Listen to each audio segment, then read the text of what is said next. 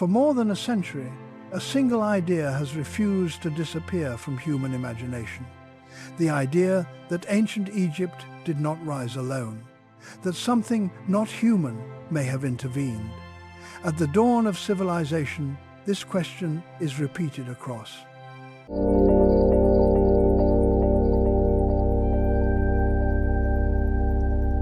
generations, books, films, forums, and documentaries.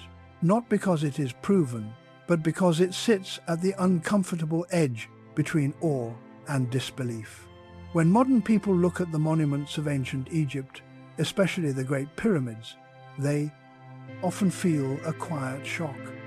These structures look permanent, precise, and intentional, in a way that seems to exceed what many assume ancient societies were capable of. The result is a dangerous gap, a gap that imagination rushes to fill. The core of the alien hypothesis is not evidence. It is astonishment. Astonishment that a civilization over 4,000 years old could cut stone to near-perfect precision, align monuments with celestial bodies, and organize labor on a scale rivaling modern megaprojects. To many observers, this feels incompatible with the popular image of ancient humans as primitive, disorganized, or intellectually limited. That assumption is the real foundation of the alien theory, not archaeology. Not physics, not written records, but modern arrogance. Ancient Egypt emerged in a world without electricity, without steel, without engines, and without digital measurement. Yet, it produced architecture that has survived earthquakes, floods, invasions, and the erosion of time. This alone is enough to provoke discomfort in a modern viewer. Raised to believe technological progress is linear, that the present must always dwarf the past when evidence contradicts this belief. The mind looks for an external explanation. Aliens, lost civilizations, divine intervention, anything except the possibility that ancient humans were far more capable than commonly assumed. The alien narrative also benefits from silence. Archaeology does not know everything. There are missing records, eroded inscriptions, and practices that were never written down because they were transmitted orally or considered sacred gaps in knowledge are not proof of extraterrestrial contact, but in popular culture, absence of explanation is often mistaken for evidence of mystery. This misunderstanding fuels speculation, turning unanswered questions into extraordinary claims. The modern obsession with alien involvement in Egypt cannot be separated from 20th century. Media, science fiction, television, and the rise of the ancient astronaut theory during the Cold War era. Space exploration transformed aliens from mythological demons into technologically advanced visitors. Suddenly, it felt plausible that beings from other stars could travel vast distances and influence early humanity. Pyramids were reinterpreted as landing pads. Gods became astronauts. And hieroglyphs were scanned for signs of machinery rather than meaning. This reinterpretation says more about modern psychology than ancient history. Egypt becomes a mirror, reflecting contemporary anxieties and aspirations in an age obsessed with space travel, advanced intelligence, and cosmic insignificance. People project these themes backward onto the past. The pyramids become less about Egyptian religion and more about humanity's fear of being alone in the universe. To understand why the question refuses to die, we must confront a deeper issue: how modern society defines intelligence and progress. Today, intelligence is measured through machines, speed, and abstraction. Ancient societies expressed intelligence through organization, symbolism, ritual, and mastery of natural materials. The tools were different, but the minds were not inferior. Egyptian civilization developed in direct dialogue with its environment.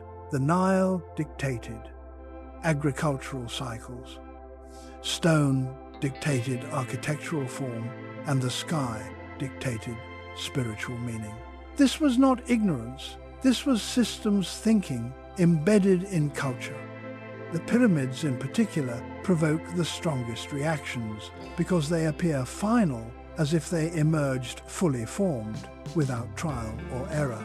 This illusion is caused by survivorship bias. Earlier structures made of mud brick decayed, leaving behind only the most durable stone monuments, giving the false impression of sudden technological leaps, when in reality Egyptian architecture evolved gradually over centuries. Alien theories also flourish because they simplify complexity. Saying aliens did it is easier than explaining quarry, logistics, labor, rotation, seasonal workforce management, stone dressing techniques, and religious motivation. The real explanation requires patience and respect for human ingenuity. The fictional one requires only imagination. There is also an uncomfortable ethical dimension, rarely acknowledged. The alien hypothesis often implies that non-European civilizations could not have achieved greatness on their own. Similar claims are rarely made about Roman aqueducts, Gothic cathedrals, or Renaissance engineering. This double standard reveals an unconscious bias, one that diminishes ancient Egyptians by denying them authorship of their own achievements. Historical Egyptians left extensive written records. They documented taxes, grain storage, labor organization, religious festivals, medical treatments, and legal disputes. Yet none mention beings from the stars providing instruction or technology. The gods described in Egyptian texts were symbolic forces of nature, concepts given form to explain cosmic order, not physical visitors. In metallic craft, the gods ate, drank, aged, argued, and died in mythological cycles that clearly place them in the realm of theology, not extraterrestrial biology. The persistence of the alien question is also driven by distrust in institutions. Some people believe archaeology deliberately hides the truth to preserve academic authority. This narrative is appealing because it casts the believer as enlightened and the expert as deceptive. But archaeology is not a monolith. It is a global, decentralized discipline where discoveries are published, debated, and challenged. Constantly hiding proof of alien contact would require an impossible level of coordination across cultures, languages, and political systems. Still, the emotional power of the question remains. When people stand before the pyramids, they feel small time compresses, scale overwhelms, and rational explanation struggles to match emotional impact. This is where myth thrives, not in ignorance, but in wonder. Humans have always created stories to fill the space between knowledge and feeling. The alien hypothesis is simply a modern myth born from cosmic awareness. It is important to separate wonder from denial. Acknowledging the brilliance of ancient Egypt does not diminish modern science. It enriches it. Understanding how humans achieved greatness without modern tools expands our conception of intelligence. It reminds us that progress is not a straight line, but a branching tree where different cultures explored different solutions to universal problems. The real danger of the alien narrative is not that it imagines visitors from the stars, but that it erases human achievement. It turns Egyptians into passive recipients rather than active creators. This robs history of its most powerful, a lesson that organized human effort, belief, and ingenuity can reshape the world When we ask whether aliens helped build Egypt, we are really asking whether we trust humanity's past, whether we believe our ancestors were capable of greatness without guidance, whether intelligence requires microchips or can emerge from stone, sunlight, and shared purpose. The answer to that question shapes how we see ourselves today. The question refuses to die because it is not really about aliens, it is about identity, about humility, about whether modern humans are the pinnacle of intelligence or merely one expression of it. In a long continuum, the pyramids challenge our assumptions. They force us to confront the uncomfortable truth that technological sophistication does not always look like ours. This chapter does not aim to dismiss curiosity. Curiosity is essential to discovery, but curiosity must be disciplined by evidence, otherwise it becomes fantasy. The story of ancient Egypt is already extraordinary. It does not need extraterrestrial embellishment. Its real power lies in what it proves about human potential under constraints. Before exploring pyramids, stones, stars, and gods, we must first clear the fog created by modern misconceptions. We must recognize that the greatest mystery is not how Egypt was built, but why we are so ready to believe it could not have been built by humans alone. This is where the journey begins, not with aliens descending from the sky, but with a hard look at our own assumptions and the quiet realization that the past may have been far more intelligent than we are comfortable. Admitting is less than #0. 5# is greater than. Long before limestone blocks rose into geometric perfection on the Giza Plateau, long before kings claimed divine authority and eternity was carved into stone, ancient Egypt already existed as a living, breathing civilization. The pyramids were not the beginning. They were the result of thousands of years of slow cultural accumulation, experimentation, failure, adaptation, and memory. To understand Egypt only through its pyramids is to misunderstand it entirely. The land that would become Egypt was shaped first not by gods or kings, but by water. The Nile River was the central organizing force of early Egyptian life. Its annual flooding deposited fertile silt along its banks, creating one of the most productive agricultural corridors on Earth. This predictable cycle allowed early communities to settle permanently, grow surplus food, and develop social structures beyond mere survival. Before stone monuments, there were fields, canals, granaries, and villages. These early Nile communities date back to the Neolithic period, thousands of years before the first dynasty. They built homes from mud brick, fashioned tools from flint and bone, and buried their dead with care and ritual. Even at this early stage, Egyptian society shows signs of symbolic thinking. Grave goods suggest belief in an afterlife, body positioning reflects spiritual ideas, and early art reveals a fascination with animals, fertility, and cosmic order. None of this requires external influence. It reflects a universal human tendency to search for meaning. Over time, scattered settlements began to interact, trade, and compete. Resources were abundant but not infinite. Leadership structures emerged to manage irrigation, coordinate labor, and resolve conflict. This is where proto-political organization begins. Not suddenly, but gradually.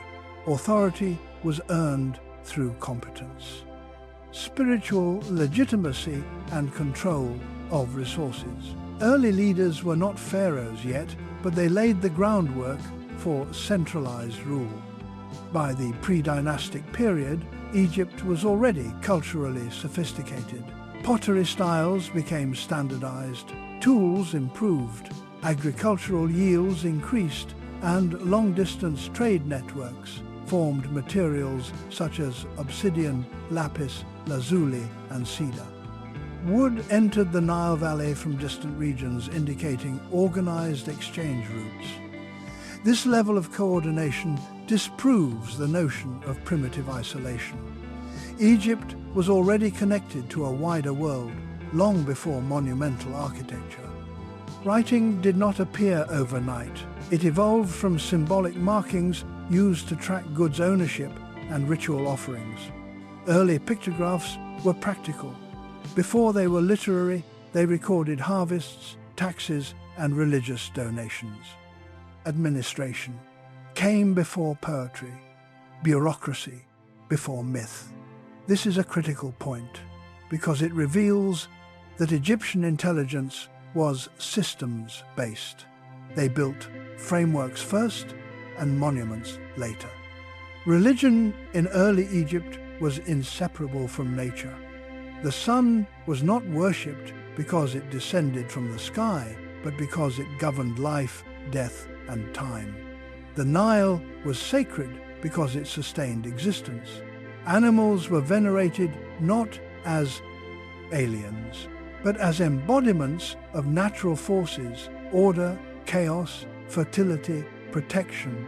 The gods were metaphors given form, narratives used to encode environmental knowledge and social rules. The concept of Maat, order, balance, harmony, emerged long before the pyramids. It governed law, morality, architecture, and governance. Maat was not enforced by fear, but by belief, a shared understanding that the universe functioned according to principles. Humans must uphold this philosophical foundation, made large-scale cooperation possible.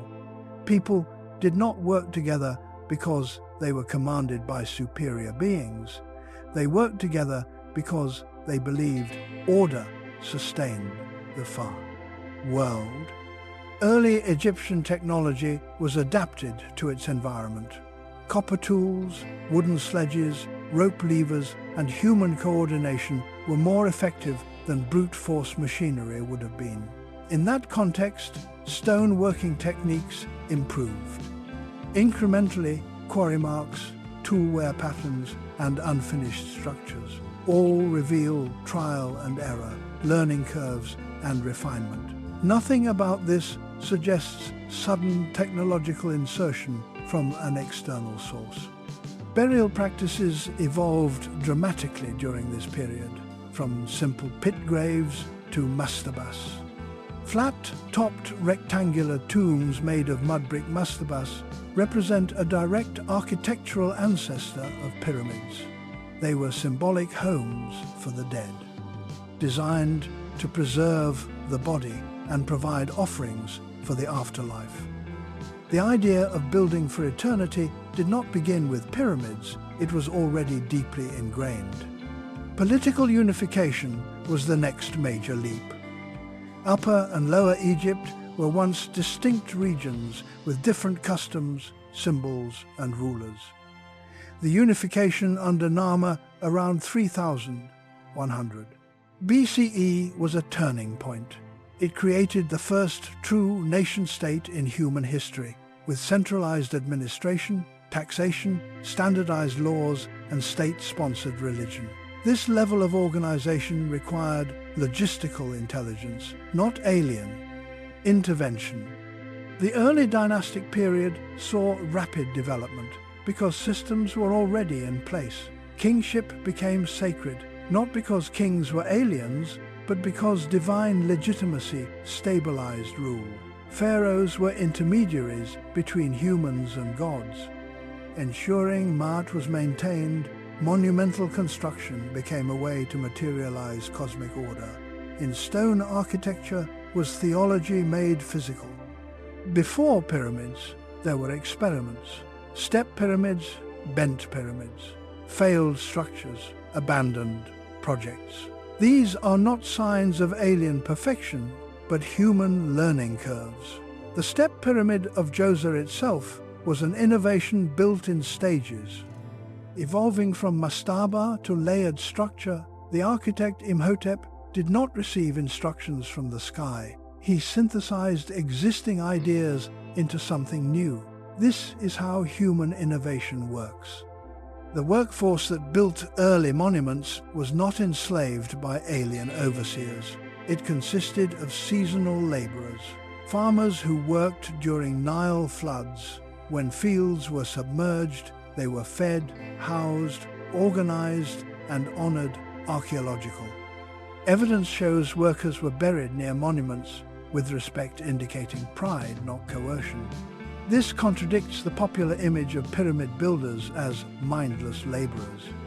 Food production supported population growth surplus, enabled specialization. Artisans, scribes, priests, engineers all emerged from agricultural stability. The pyramids were not built despite technological limitations. They were built because of optimized social systems. Egypt solved the problem of complexity through organization rather than machines. Alien narratives often ignore this foundational reality because it is less sensational but more powerful. Humans cooperating at scale over generations can achieve outcomes that feel impossible when viewed without context. Remove the centes. Centuries of preparation and pyramids appear miraculous. Restore that context and they become inevitable. Before the pyramids, Egypt already understood geometry, astronomy, logistics, and material science, not at modern levels, but at levels sufficient for their goals. They measured land after floods, tracked stars for calendars, aligned temples to solstices and cardinal directions. These skills developed out of necessity, not instruction. To claim aliens helped Egypt is to dismiss this entire pre-pyramid history. It is to erase farmers, scribes, craftsmen, priests, and administrators who built the intellectual infrastructure. Long before stones were stacked, the pyramids were the visible climax of an invisible system centuries in the making. When people ask how such structures could appear so early, they overlook the fact that Egyptian civilization did not start early, it matured early. While other regions followed different trajectories, progress is not universal or synchronized. Some cultures reach architectural peaks, others literary or philosophical peaks. Egypt specialized in permanence and symbolism because its environment rewarded stability. Nothing about early Egypt suggests sudden outside interference. There is continuity, evolution, and adaptation. Each generation inherited knowledge, refined it, and passed it on. This is the signature of human civilization, not alien contact. The myth of alien assistance often begins by ignoring what came before, by starting the story at the pyramids rather than at the river, the fields, the villages, and the graves.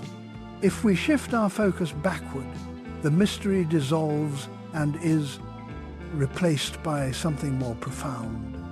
The realization that humans built wonders not by defying nature, but by understanding it deeply. Egypt, before the pyramids, was already extraordinary. It was already organized, spiritual, inventive, and resilient. The pyramids did not create Egypt. Egypt created the pyramids, and that distinction changes everything. To many modern observers, the early achievements of ancient Egypt appear to emerge too quickly. Writing, complex administration, astronomy, geometry, medicine, and large-scale engineering all seem to crystallize within a relatively short span of time. This compressed view creates the illusion of a sudden leap, as if knowledge appeared fully formed without precedent. And it is precisely this illusion that fuels claims of external intervention. Yet when examined carefully, this rise was neither sudden nor unnatural. It was the visible phase of a long intellectual accumulation driven by necessity, environment, and social structure.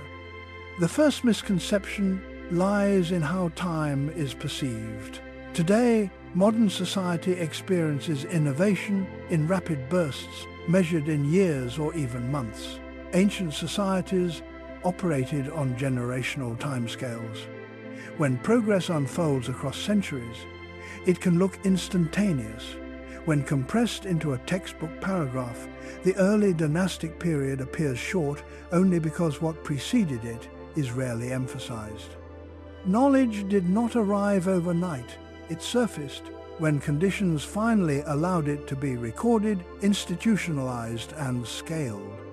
Writing is often presented as one of the most suspicious developments, but its emergence follows a pattern. Seen worldwide symbols precede language. Early Egyptian marks began as accounting tools used to track grain, livestock, and labor.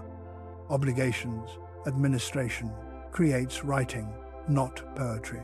Scribes did not first write myths. They wrote inventories, tax records, and ritual lists. Hieroglyphs evolved from pictorial symbols into a flexible system capable of abstraction and grammar. This evolution mirrors developments in Mesopotamia and the Indus Valley without any need for extraterrestrial tutoring. The speed at which Egyptian writing became sophisticated reflects the intensity of its use. A centralized state required documentation to function effectively. When writing becomes essential, it evolves rapidly. Under pressure, necessity accelerates refinement. Scribal schools emerged, formalizing training and standardizing signs. This institutional support explains the apparent leap better than any alien hypothesis. Mathematics followed a similar path. Early Egyptian math was practical, not theoretical. It focused on measurement, distribution, and construction. Fractions were used extensively because dividing resources mattered. Geometry emerged from land surveying after Nile. Floods erased boundaries. Recalculating field sizes was essential for taxation and ownership. The knowledge encoded in texts like the Rhind mathematical papyrus shows problem-solving rooted in real-world application, not abstract cosmic instruction. Astronomy is another area, often cited as evidence of alien involvement. Yet, Egyptian star knowledge was observational, symbolic, and seasonal. They tracked heliacal risings to predict floods and organize agricultural calendars. Constellations were not mapped for navigation across space, but for ritual timing. Temples were aligned to solstices, equinoxes, and star paths because the sky represented cosmic order. Understanding celestial cycles meant maintaining harmony between Earth and heaven. This is environmental intelligence, not extraterrestrial science. Medicine further reinforces this pattern. Egyptian medical texts reveal a blend of empirical observation and spiritual belief. Doctors diagnosed injuries, treated wounds, performed surgeries, and prescribed herbal remedies while also invoking protective spells. This dual approach reflects a worldview where physical and metaphysical explanations coexisted. Alien technology would not produce such hybrid systems. It would likely replace superstition rather than integrate with it. Engineering advances appear dramatic only when their developmental stages are ignored. Stone-cutting techniques improved through repeated practice. Quarry sites show trial marks, discarded blocks, and tool evolution ramps. Sledges, levers, lubrication with water, and coordinated labor are simple principles, but that powerful when applied at scale. Complexity emerges from repetition, not revelation. The pyramids required planning, not futuristic machines. The role of education is crucial. Scribes, engineers, and priests formed an intellectual class. Knowledge was preserved, transmitted and refined through apprenticeship. Literacy was restricted, but deep within that group, expertise accumulated over generations. This concentration of knowledge creates rapid, visible progress. Much like modern research institutions accelerate innovation today. Again, the mechanism is human organization, not alien guidance. Religious cosmology also structured knowledge. Egyptian myths encoded astronomical and natural observations. The journey of the sun through the underworld mirrored night cycles. The weighing of the heart reflected moral accountability. The Ennead structured divine hierarchy mirroring political administration. Religion was not a barrier to science. Its framework, concepts were preserved through story, ritual, and architecture, long before formal scientific language existed. The perception of suddenness also stems from archaeological survival bias. Organic materials decay, stone endures. Papyrus survives selectively when early wooden instruments, leather tools, and reed constructions vanish. What remains are polished stone works, giving a false impression of advanced origins. Incomplete evidence distorts timelines. The figure of Imhotep is often cited as proof of impossible genius. But Imhotep did not appear in isolation. He stood atop a cultural foundation that valued learning, experimentation, and documentation. He synthesized existing practices rather than inventing them from nothing. Later generations mythologized him, precisely because his achievements felt exceptional even then. But exceptional does not mean inhuman. Another factor often overlooked is demographic scale. Egypt supported a large, stable population concentrated along a narrow river corridor. This density enabled specialization when thousands of minds focus on solving practical problems.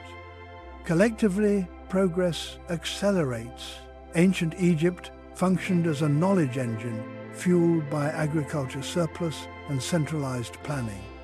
Alien narratives underestimate the power of iteration. The same task performed tens of thousands of times improves efficiency dramatically. Stone cutting, transporting, and placement became routine, not miraculous. Repetition creates mastery. Ancient builders were not guessing, they were executing refined processes. Comparative history further weakens claims of external help. Similar knowledge trajectories appear independently in other regions. Writing, mathematics, astronomy, and monumental architecture arose in Mesopotamia, China, the Americas without contact between them. Convergence suggests human cognitive universals responding to similar challenges, not shared alien instruction. The idea that early Egypt advanced too fast rests on an assumption that intelligence requires modern tools. But intelligence expresses itself through constraints. Egyptian solutions were optimized for stone, rope, wood, and manpower. Modern solutions are optimized for steel, electricity, and algorithms, different mediums. Same problem-solving capacity, hen knowledge. Systems mature. They reach tipping points where multiple fields reinforce each other. Administration supports construction. Construction reinforces religion. Religion legitimizes administration. These feedback loops create explosive growth phases that appear sudden from the outside but are internally gradual. The alien hypothesis thrives on isolated achievements viewed without context, restore the continuum, and the mystery fades. What remains is not disappointment, but respect. Respect for a civilization that achieved coherence across environment. Belief, governance, and technology without external intervention. The rise of advanced knowledge in ancient Egypt was not a miracle delivered from the sky. It was the outcome of alignment between geography, necessity, culture, and time. The Nile provided stability. Human cognition provided creativity. Social systems provided continuity. Remove any one of these, and the pyramids would not exist. Add aliens, and nothing becomes more plausible. Understanding this rise requires patience, not speculation, humility, not disbelief. Egyptian achievements challenge modern assumptions about progress. They remind us that brilliance does not require modernity. It requires focus, shared purpose, and time. This chapter is not about diminishing mystery, but relocating it. The real mystery is how humans repeatedly reinvent civilization across the globe using limited tools and limitless imagination. Ancient Egypt is not an anomaly. It is one of the clearest examples of what humanity can achieve when conditions align. The knowledge did not arrive suddenly. It surfaced when society was ready to express it in enduring form. The pyramids were not the beginning of intelligence. They were. Its signature, written in stone, is less than #0. 5# is greater than no structure on Earth. Has generated more speculation than the Great Pyramid at Giza. It stands not only as the largest and most precise pyramid ever built, but as a psychological provocation to modern thought. Its sheer scale forces a confrontation between what we assume ancient humans could do and what they demonstrably did. This tension is the heart of what is often called the Great Pyramid problem. Not a problem of stone, but a problem of belief. The Great Pyramid was constructed during the reign of Khufu, around 2600 BCE. It originally stood at approximately 146 meters tall, composed of roughly 2.3 million limestone blocks each, weighing on average between 2 and 3 tons. Some blocks weigh significantly more. The structure was aligned to the cardinal directions with astonishing accuracy, deviating by only a fraction of a degree. Its internal chambers, shafts, and passageways follow deliberate geometric logic. This combination of mass precision and intent is what fuels disbelief. To a modern observer accustomed to cranes, steel, and laser measurement, the immediate reaction is often, how could this possibly be done without advanced machinery? The assumption embedded in that question is that technology equals machines. But in ancient contexts, technology meant methods, procedures, and organization. The pyramid is not a monument to mechanical power. It is a monument to logistical intelligence. The stones used in the Great Pyramid were not all the same. Local limestone formed the bulk of the structure, quarried directly from the Giza Plateau itself, reducing transport distance, higher quality Cassin. G-stones came from Tura, transported by boat along the Nile. Granite blocks used in the king's chamber originated in Aswan, over 800 kilometers away. Their presence is often cited as impossible, yet river transport is one of the most efficient means of moving heavy loads, especially in a civilization whose lifeline was water. Seasonal flooding enabled barges to carry massive cargo downstream with minimal energy expenditure. Alignment. Precision is another frequent point of alien speculation. The pyramid is aligned to true north with an error margin of about 3 arc minutes, a level of accuracy that surprises many. However, ancient Egyptians did not guess directions. They observed the sky using circumpolar stars, whose rotation around the celestial pole provided a reliable reference. By observing the simultaneous transit of paired stars, they could establish true north with remarkable consistency. This method requires patience, clear skies, and repeated observation, not advanced instruments. The internal geometry of the pyramid further amplifies mystery. Passage slopes, chamber placements, and shaft angles appear intentional and symbolically charged. The descending passage aligns with the ancient North Star region, the Kings. Chamber shafts point toward specific stars associated with royal afterlife beliefs. These are not random choices, but theological ones. The pyramid was not merely a tomb, it was a resurrection machine designed to integrate the king into cosmic order.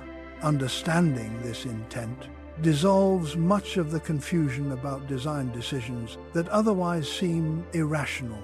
Construction, logistic, present another challenge. Critics often calculate how many blocks per day must have been placed and conclude it was impossible. But such calculations frequently rely on flawed assumptions that the pyramid was built continuously at a uniform pace year-round. In reality, construction likely followed agricultural cycles during inundation. When farmers were idle, labor forces could swell dramatically. Work was seasonal, not constant, and progress uneven rather than linear. Labor organization is critical. Archaeological evidence from worker villages shows well-fed, skilled laborers, not slaves. Skeletal remains indicate medical care, injury, treatment, and nutrition.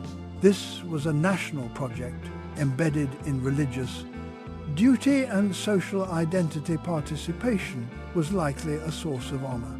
The state provided food, housing, and ritual significance. This level of motivation is difficult to quantify, but essential to understanding how such scale was achieved. Ramps are another contested topic. Many argue that no ramp system could account for the pyramid, but this objection assumes a single massive ramp. Yet, evidence suggests a combination of straight, zigzagging, and internal ramps adapted as construction progressed. Smaller ramps reduce material requirements and allow flexibility. Experimental archaeology has demonstrated that with wooden sledges, rope lubrication, and coordinated teams, multi-ton blocks can be moved efficiently across prepared surfaces. Friction rather than weight is the primary challenge, and ancient solutions address this directly. The idea that ancient Egyptians lacked the mathematical understar ending to design. The pyramid is also flawed. The structure incorporates ratios approximating pi and phi, not necessarily because these constants were formally defined, but because geometric solutions naturally produce such relationships. When working with circles, squares, and triangles, this is emergent mathematics, not encoded alien knowledge. Geometry was applied practically, not abstractly. The Great Pyramid problem is intensified by the structure's durability. Modern buildings often decay within decades, while the pyramid has endured for millennia. This endurance creates an illusion of superiority, but it is the result of conservative design, massive redundancy, and material choice. The pyramid is essentially a compression structure, stone stacked in a way that distributes weight evenly, minimizing stress points. Modern architecture prioritizes efficiency and economy. Ancient Egypt prioritized permanence. There is also the issue of missing documentation. Egyptians wrote extensively but left no detailed construction manual for the Great Pyramid. This absence is often framed as suspicious, but construction techniques were practical knowledge, passed through apprenticeship, not theoretical instruction. Builders did not document how to cut stone any more than farmers documented how to plow fields. Such skills were embedded in practice, not text. Modern reconstructions struggle partly because we attempt to reverse engineer using contemporary assumptions. When engineers try to model construction, they often impose modern constraints that did not exist in ancient contexts, such as limited labor, rigid schedule, ES, or aversion to redundancy. The Egyptian state could mobilize tens of thousands of workers over decades with a singular purpose. Modern societies rarely operate with such focus. The role of symbolism is also underestimated. The pyramid shape itself is often interpreted mechanically, but it is fundamentally symbolic, representing the Ben mound, the primordial hill that emerged from chaos at creation. The pyramid is frozen mythology, its shape encoded cosmology and kingship. Reducing it to an engineering puzzle strips it of its cultural logic. Many design choices make sense only within that worldview. Alien hypotheses often rely on incredulity rather than contradiction. They say, this feels too advanced, rather than this violates known principles. Physics does not forbid the pyramid. Archaeology provides plausible methods, experimental. Reconstructions validate techniques. What remains is not impossibility, but unfamiliarity. Modern society has forgotten what coordinated human labor can achieve without machines. Another overlooked factor is time. The pyramid was not rushed. 20 years in ancient terms was a long, focused endeavor. Generational knowledge could be applied, the workforce refined techniques mid-construction, feedback loops improved, efficiency. As the project progressed, this organic adaptation is absent in static modern simulations. The claims of precision often exaggerate reality.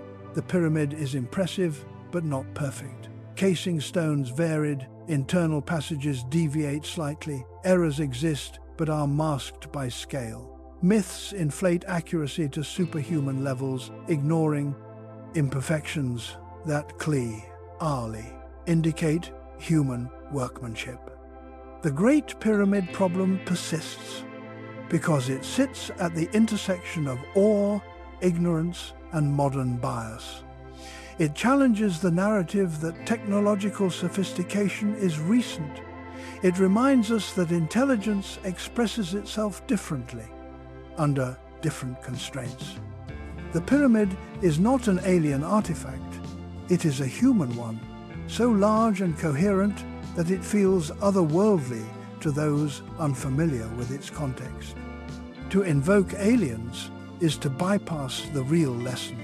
The pyramid teaches that human societies, when unified by belief, environment, and purpose, can mobilize energy at staggering scale without advanced machines. The structure is a testament not to lost technology, but to lost confidence in human capability. The Great Pyramid does not demand extraterrestrial explanation. It demands intellectual humility. It demands that we accept that ancient people were not primitive versions of us, but different expressions of the same cognitive potential, optimized for their world. When the pyramid is seen not as an anomaly, but as the apex of a long architectural and cultural trajectory, its mystery shifts from how was it built to why we doubt it could be built at all. That question says far more about the modern mind than about ancient Egypt. The Great Pyramid problem is not unsolved. It is misunderstood. The stones are silent, but the evidence is not. And when read without prejudice, it tells a story not of visitors from the stars, but of humans who mastered their world well enough to leave a mark that still unsettles ours. Among all the arguments used to suggest non-human intervention in ancient Egypt, none is repeated more often than this one. The stones are too big, too heavy, too numerous, and too precisely placed to have been moved by humans alone.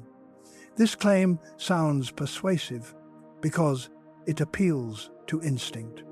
Weight equals impossibility, mass equals mystery.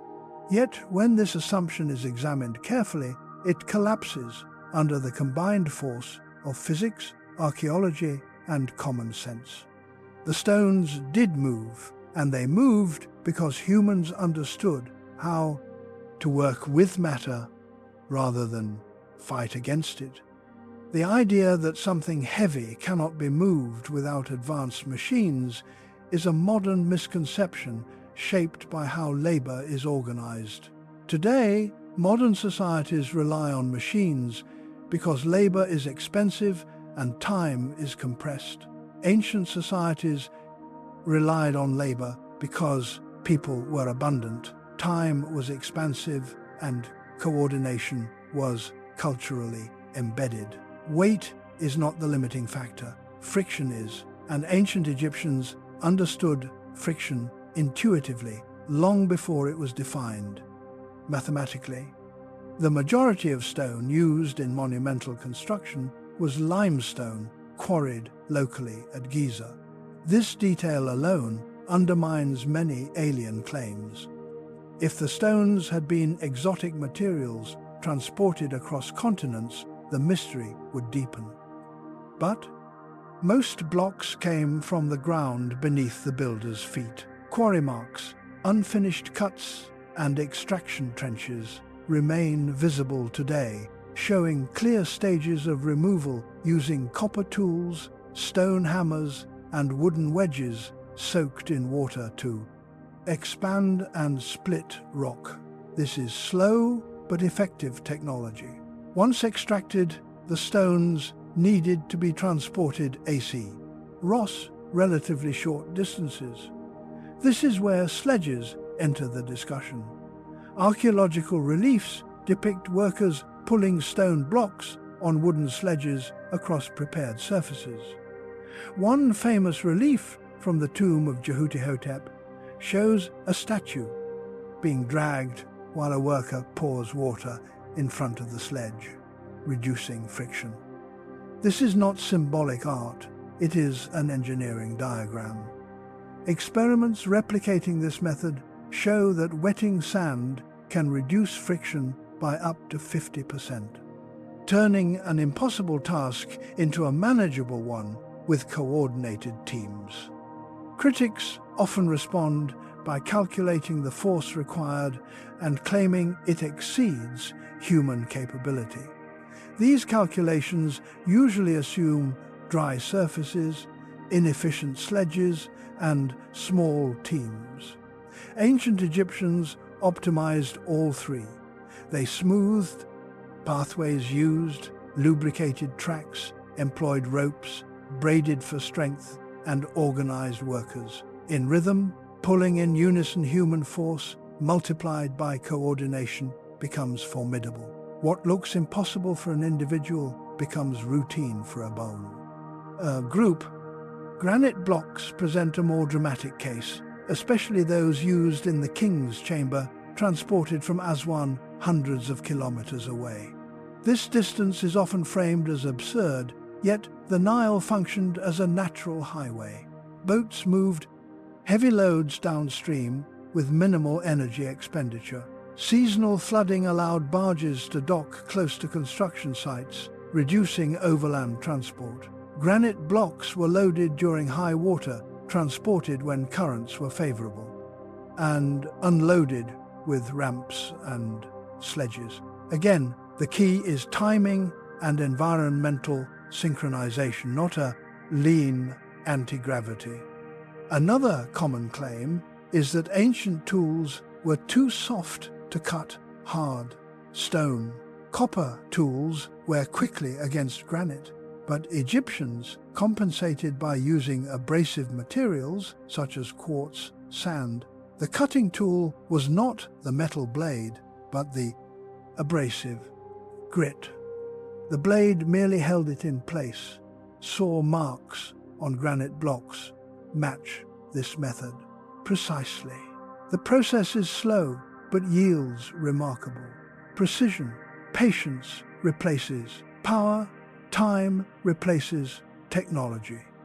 The argument that stones are placed too precisely ignores the fact that precision increases when working slowly. Modern machines prioritize speed. Ancient builders prioritized control blocks, were dressed incrementally, tested, fitted, adjusted. Imperfections were corrected through repetition rather than discarded. Tolerance levels were high because time allowed refinement. This method produces results that feel unnatural to modern observers, accustomed to rapid, imperfect output. Massive stones also create optical illusions of difficulty. Humans intuitively overestimate the challenge of moving large objects because we imagine lifting them. But ancient transport did not involve lifting it. It involved sliding, rolling. Levering and counterbalancing gravity does the work when systems are designed intelligently. Levers reduce force, inclined planes convert vertical effort into horizontal motion. Ancient Egyptians mastered these principles through observation, not equations. Another overlooked factor is social organization. Moving stone was not an isolated engineering problem. It was a cultural practice, embedded in ritual and identity work. Crews were named, recorded, and honored. Graffiti left by workers inside monuments show pride, humor, and group identity. This was not forced labor under mysterious overseers. It was collective effort driven by belief, duty, and reward. When people see their work as sacred, endurance increases dramatically. Alien theories often ask why similar feats are not repeated today. The answer is simple. Modern societies do not organize labor that way. We lack the economic and cultural structures to mobilize tens of thousands of people for decades toward a single symbolic goal without immediate return. Ancient Egypt did, because its worldview valued eternity over efficiency, permanence over profit. The stones did not float, they slid, they rolled, they were levered and guided. Their movement was incremental, controlled, and cumulative. No single moment required impossible strength. The miracle is not the stone, but the system that moved it. Systems thinking is the real technology here. Experimental archaeology continues to demonstrate the feasibility of these methods. Full-scale experiments moving multi-ton blocks using replicas of ancient tools have succeeded repeatedly. Critics often dismiss these experiments by arguing they require ideal conditions, but ancient builders created ideal conditions. They had time, labor, and environmental knowledge. Experiments fail when modern constraints are imposed, not because ancient methods were insufficient. The claim that stones should not move also ignores geological context. Limestone is softer than many assume and fractures predictably. Granite, though hard, can be shaped with abrasive. These materials were chosen not because they were exotic, but because they were available and suited to purpose. Ancient builders selected stone based on structural role, casing stone for aesthetics, core stone for mass granite, for compression resistance material science, guided by experience, not alien knowledge. There is also a psychological element. Mass inspires myth. Large stones feel supernatural because they exceed everyday experience. Ancient cultures understood this effect and exploited it intentionally. Monumentality was designed to overwhelm, to convey divine authority. The difficulty of moving stone was part of the message. Power was demonstrated through visible effort. Modern viewers misinterpret this intentional awe as evidence of impossibility. Claims that some stones fit too tightly to be human work ignore. Micro gaps, tool marks, and settling over time, erosion, masks, joints. making fits appear tighter than they were originally. Again, survivorship bias enhances mystery imperfections. Were present, but time has blurred them. The absence of wheel use is often cited, yet wheels are inefficient on sand. Sledges outperform them under these conditions. Egyptians did use wheeled devices later for different tasks. Technology is context-specific, not hierarchical. Another argument states that coordinating thousands of workers without modern communication would be impossible. Yet, ancient societies used sound, rhythm, visual signals, and hierarchy chants, drums, flags, and foremen enable synchronization. Large crowds still coordinate today without digital tools through music, ritual, and shared focus. Humans evolved for group coordination long before machines existed. The belief that stones should not move reveals more about modern disconnection from physical labor than ancient limitation. Modern humans rarely move heavy objects manually. Our environment is mediated by machines. Ancient humans lived closer to material reality. Their knowledge was embodied, tactile, and experiential. They knew how things moved because they moved them daily. Invoking aliens to explain stone transport is a failure of imagination, not an expansion of it. It assumes ancient people were passive rather than adaptive. It replaces human ingenuity with fantasy, and in doing so, erases one of history's most powerful lessons, that understanding simple principles deeply can outperform complex technology applied poorly. The stones moved because people made them move, not by lifting the impossible, but by breaking the impossible into manageable steps. Each pull, each adjustment, each placement was ordinary. Repetition produced extraordinary results. This is the logic of all large human achievements, from cathedrals to canals to modern infrastructure.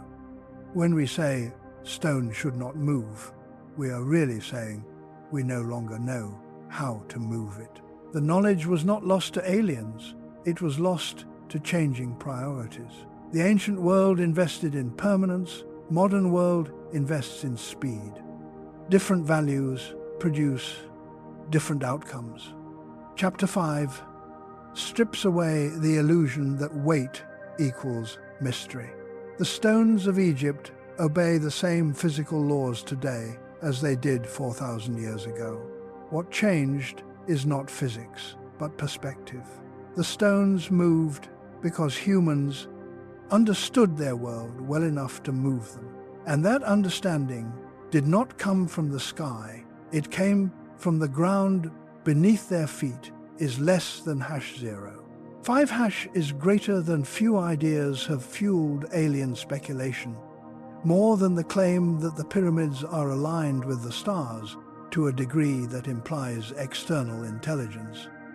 The night sky becomes the final frontier of mystery, when stone and labor can be explained. Astronomy is invoked as the last domain, where humans supposedly could not have known enough, and yet star alignment is one of the most human behaviors imaginable. Long before cities, before writing, before agriculture, humans watched the sky. Survival depended on it. Seasons, migration, weather, and time itself were written in the stars. Ancient Egypt did not invent this practice, it refined it. The Egyptian relationship with the sky was not scientific in the modern sense, but it was systematic, experiential, and deeply symbolic. The sky was not a place of exploration, it was a map of order.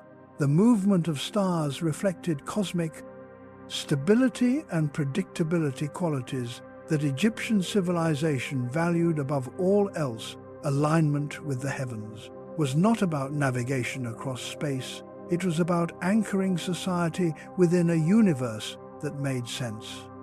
The pyramids at Giza are aligned to the cardinal directions with extraordinary precision: north, south, east, and west. This alignment alone has inspired countless theories, but the method required no advanced instruments. Egyptian astronomer priests used circumpolar stars, stars that never set and rotate around the north celestial pole. By observing when pairs of stars crossed the same vertical line, they could establish true north with repeatable accuracy. This method is slow, observational, and entirely human. It requires patience rather than technology. Once cardinal orientation was established, everything else followed.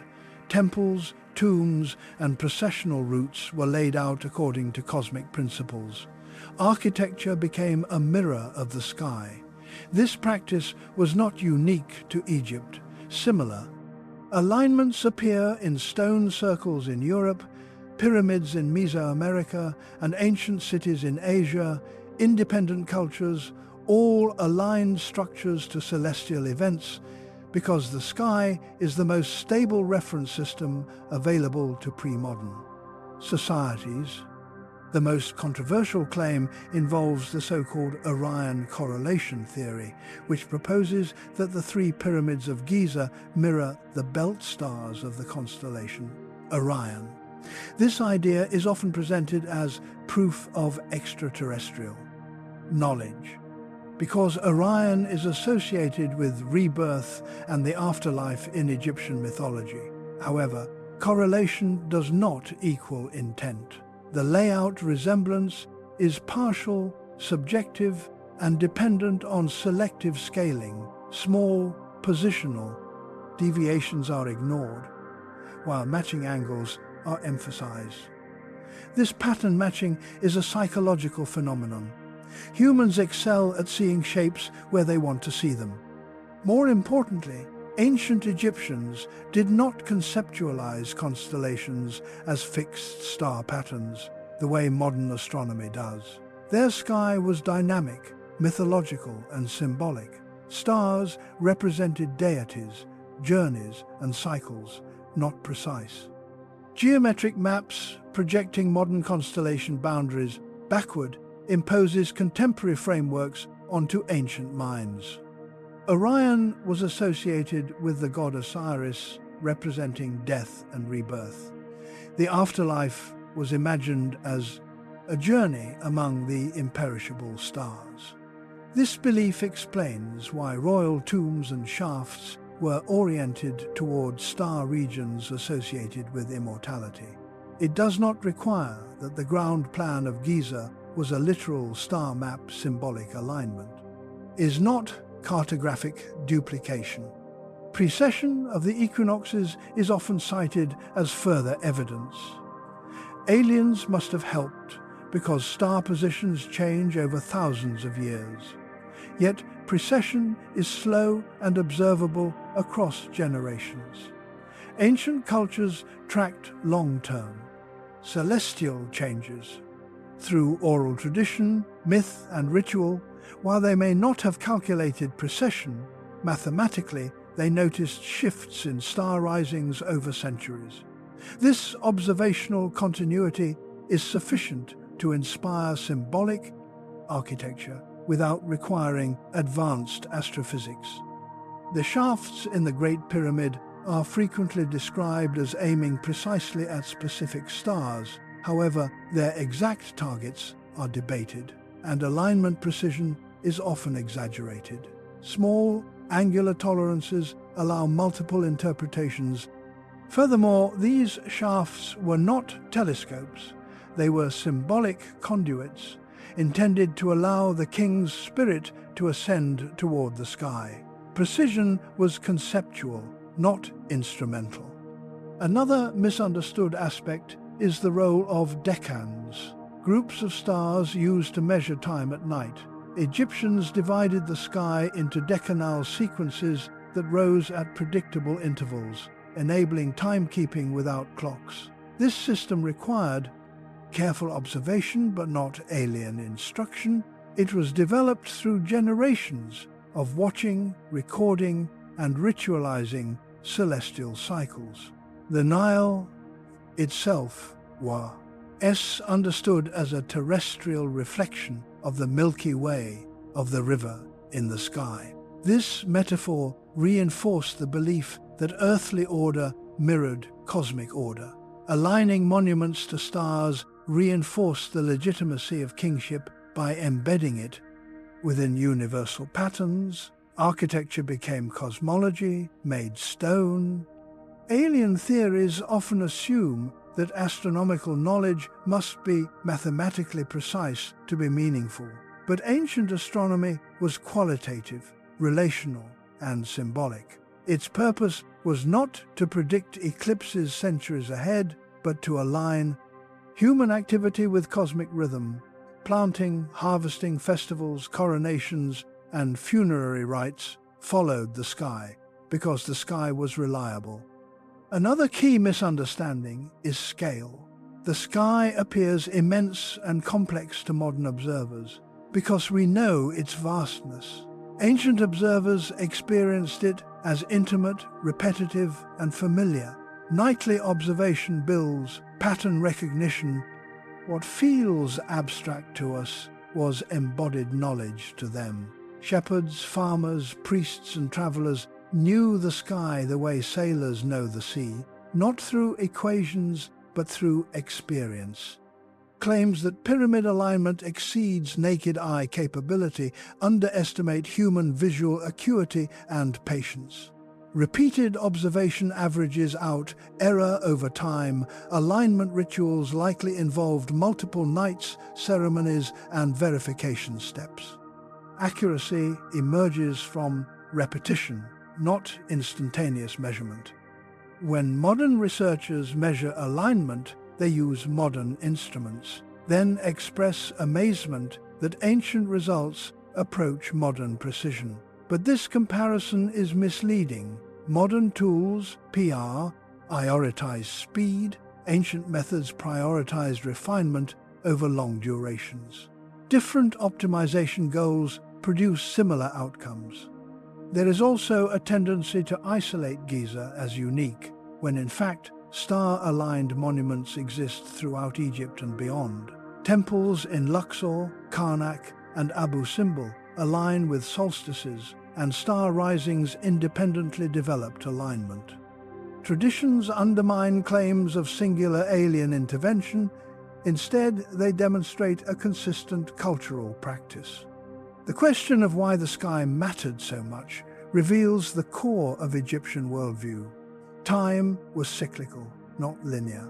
Life, death, rebirth mirrored day, night, sunrise. The stars were eternal, unlike human bodies aligning monuments to stars. Symbolized continuity beyond mortality. Architecture anchored memory against time. Aliens are often invoked because modern society has lost this cosmic intimacy. Urban lighting obscures stars, calendars replace observation, and technology mediates experience. The ancient relationship with the sky feels foreign, therefore mysterious. Mystery invites speculation. The alignment with stars is not evidence of visitors from elsewhere, but evidence of deep human curiosity, reverence, and pattern, seeking the same cognitive drive that produces science, also produces myth. Ancient Egyptians used the sky to encode, meaning because it was the most stable and awe-inspiring system they knew. If aliens had provided astronomical knowledge, one would expect explicit records, technological artifacts, or abrupt conceptual shifts. Instead, we see gradual refinement, consistency, and cultural embedding. Astronomy evolved alongside religion, agriculture, and governance as part of a unified worldview. The pyramids do not point to the stars because aliens told humans where to look. They point to the stars because humans always looked there. The sky was the first book humanity ever read, and Egypt was one of its most devoted readers.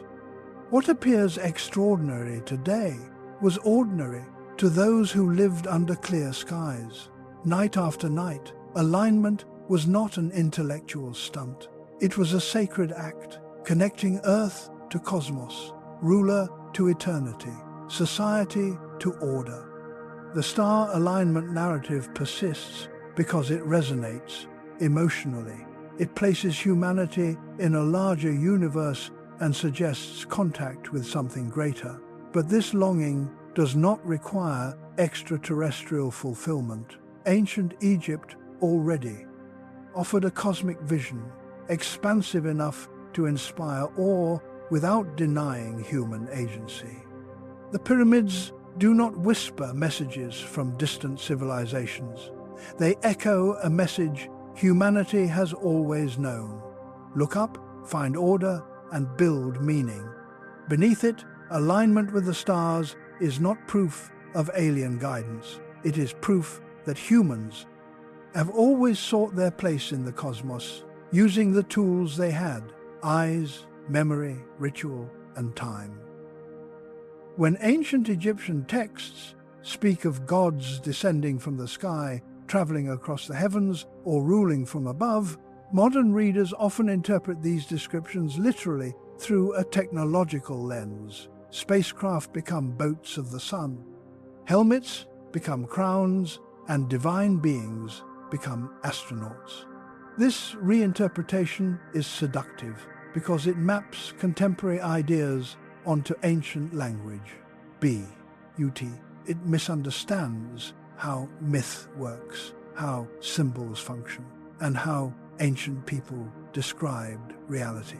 The Egyptian gods did not come from the sky because they were extraterrestrials. They came from the sky because the sky was the ultimate source of order, power, and continuity. To ancient Egyptians, the sky was not empty space. It was alive, structured, and meaningful. It held the sun, moon, stars, and cycles that governed time itself. Anything that shaped existence was naturally described as coming from above. This is not unique to Egypt. Cultures across the world placed their gods in the heavens because the sky was the most powerful and untouchable domain available to human perception. Interpreting this symbolism as literal visitation ignores thousands of undermain years of comparative mythology. The most frequently cited example is Ra, the sun god, who sailed across the sky by day and through the underworld by night. Some claim this solar bark resembles a spacecraft, yet Egyptian art consistently depicts it as a ritual vessel, complete with oars, gods, and symbolic elements. The boat represents motion, continuity, and transition, not propulsion. Technology boats were central to Egyptian life. Along the Nile, using them as metaphors for cosmic movement was natural, intuitive, and culturally coherent. Another figure, often reinterpreted as an alien, is Osiris, ruler of the underworld and lord of resurrection. His myth involves death, dismemberment, restoration, and rebirth. A narrative some modern theorists twist into a story of advanced beings, regenerating bodies. But in context, this myth encodes agricultural cycles: season, death, and renewal, and moral continuity. It explains why crops die and return, why rulers die. But kingship endures. Myth communicates pattern, not mechanics. Egyptian gods were not described as technologically superior beings with tools, weapons, or devices. Beyond symbolic regalia, they wielded crooks, flails, ankhs, and crowns, objects that represent authority, life, and order, not machines. Ankhs are often called energy devices by fringe theorists, yet their shape likely derives from sandal straps or union symbols representing life, breath, and continuity. Their meaning is conceptual, not functional. Hieroglyphic language itself contributes to misunderstanding. Egyptian writing is symbolic, layered, and non-literal. Images do not represent objects alone. They convey sounds, ideas, and metaphors. Interpreting them as technical diagrams is a D category error. It treats poetry as blueprint, myth as manual. Gods are depicted larger than humans, not because they were physically gigantic, but because scale conveyed importance. Art followed symbolic rules, not realism. The phrase "coming from the sky" in Egyptian context often means divine, not spatial. The sky was where order resided, where Ma'at was maintained. Gods emerged from the sky the way authority emerges from law, not because it physically descends, but because it originates from a higher principle. The mistake modern interpreters make is assuming ancient language was primitive rather than nuanced. Symbolic expression predates scientific literalism. Claims that gods taught Egyptians architecture, mathematics, or agriculture ignore the fact that gods in Egyptian myth rarely teach technical skills directly. Instead, they legitimize social structures. The gods do not explain how to build, they explain why. Building matters, they sanction. Kingship, labor, rituals, and morality. Divine approval stabilizes society. It does not replace human problem-solving. When Egyptian texts credit gods with founding cities or institutions, they are expressing continuity and legitimacy, not historical events. Attributing origins to gods anchors them outside time, making them eternal and unquestionable. This is theology, not reportage. Modern legal systems still invoke abstract principles, justice, liberty, sovereignty, as foundations, without implying literal beings handed down documents from the sky. Another frequently misused source is the pyramid texts, the oldest religious writings in Egypt. These texts are poetic, incantatory, and metaphor-dense. They describe the king ascending to the sky, becoming a star, joining the gods. This language is spiritual, aspirational, and symbolic. It describes the desired transformation of identity after death, not physical travel in a vehicle. Confusing this for literal spaceflight misunderstands both genre and intent. Alien interpretations often assume ancient people lacked imagination and therefore described only what they saw. In reality, this assumption is false. Ancient mythologies are among the most imaginative bodies of literature ever produced. They include talking animals, cosmic battles, transformations, and metaphysical journeys. Dismissing this creativity to literal observation is an insult to ancient intellect, not evidence of alien contact. The DS appearance is also misunderstood. Egyptian gods are often depicted with animal heads and human bodies. This hybridity is sometimes cited as proof of non-human beings, but this iconography represents qualities rather than biology. Falcon head. Vision jackal, head guardianship, ibis head, wisdom animals, embodied traits.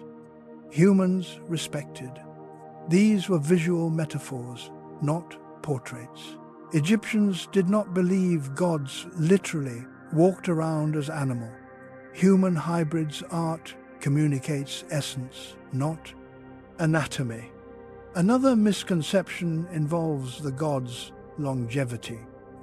Immortality is mistaken for biological superiority. Gods are immortal because they represent forces, not organisms. The sun does not age. Justice does not die. Order does not decay. Gods personify these constants, granting them immortality through narrative, not through advanced biology. The idea that gods descended during a golden age and then disappeared mirrors myths worldwide from Mesopotamia to Mesoamerica. These stories arise during periods of social consolidation. They legitimize current order by linking it to a sacred past. They do not record historical extraterrestrial interventions. If aliens had visited multiple cultures with advanced technology, we would expect consistent descriptions, physical artifacts, or cross-cultural technical detail instead. We find symbolic parallels rooted in shared human cognition. The appeal of alien gods reflects modern estrangement from myth. Contemporary societies separate religion, science, and history. Ancient societies integrated them. Myth was a way of knowing, not a failed attempt at science when modern readers approach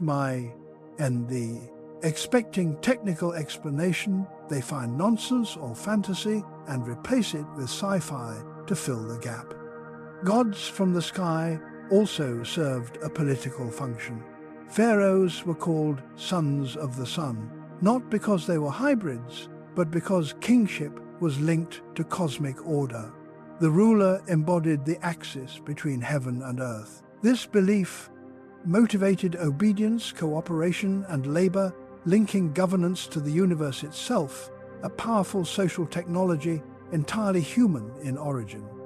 Alien theories often claim that ancient people worshipped gods because they misunderstood advanced beings, but Egyptian religion shows no signs of technological reverence.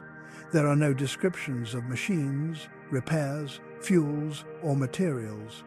Do not malfunction, require maintenance, or display vulnerability typical of technology. They behave like symbols, emotions, and moral forces, inconsistent with advanced engineers masquerading as deities. If aliens had truly interacted with Egyptians, one would expect myths describing fear, conflict, misunderstanding, or technological disparity. Instead, gods are familiar, integrated, and morally framed. They argue, marry, betray, forgive. They are woven into everyday life, not disruptive intrusions. Their narratives evolve organically over centuries rather than appearing suddenly.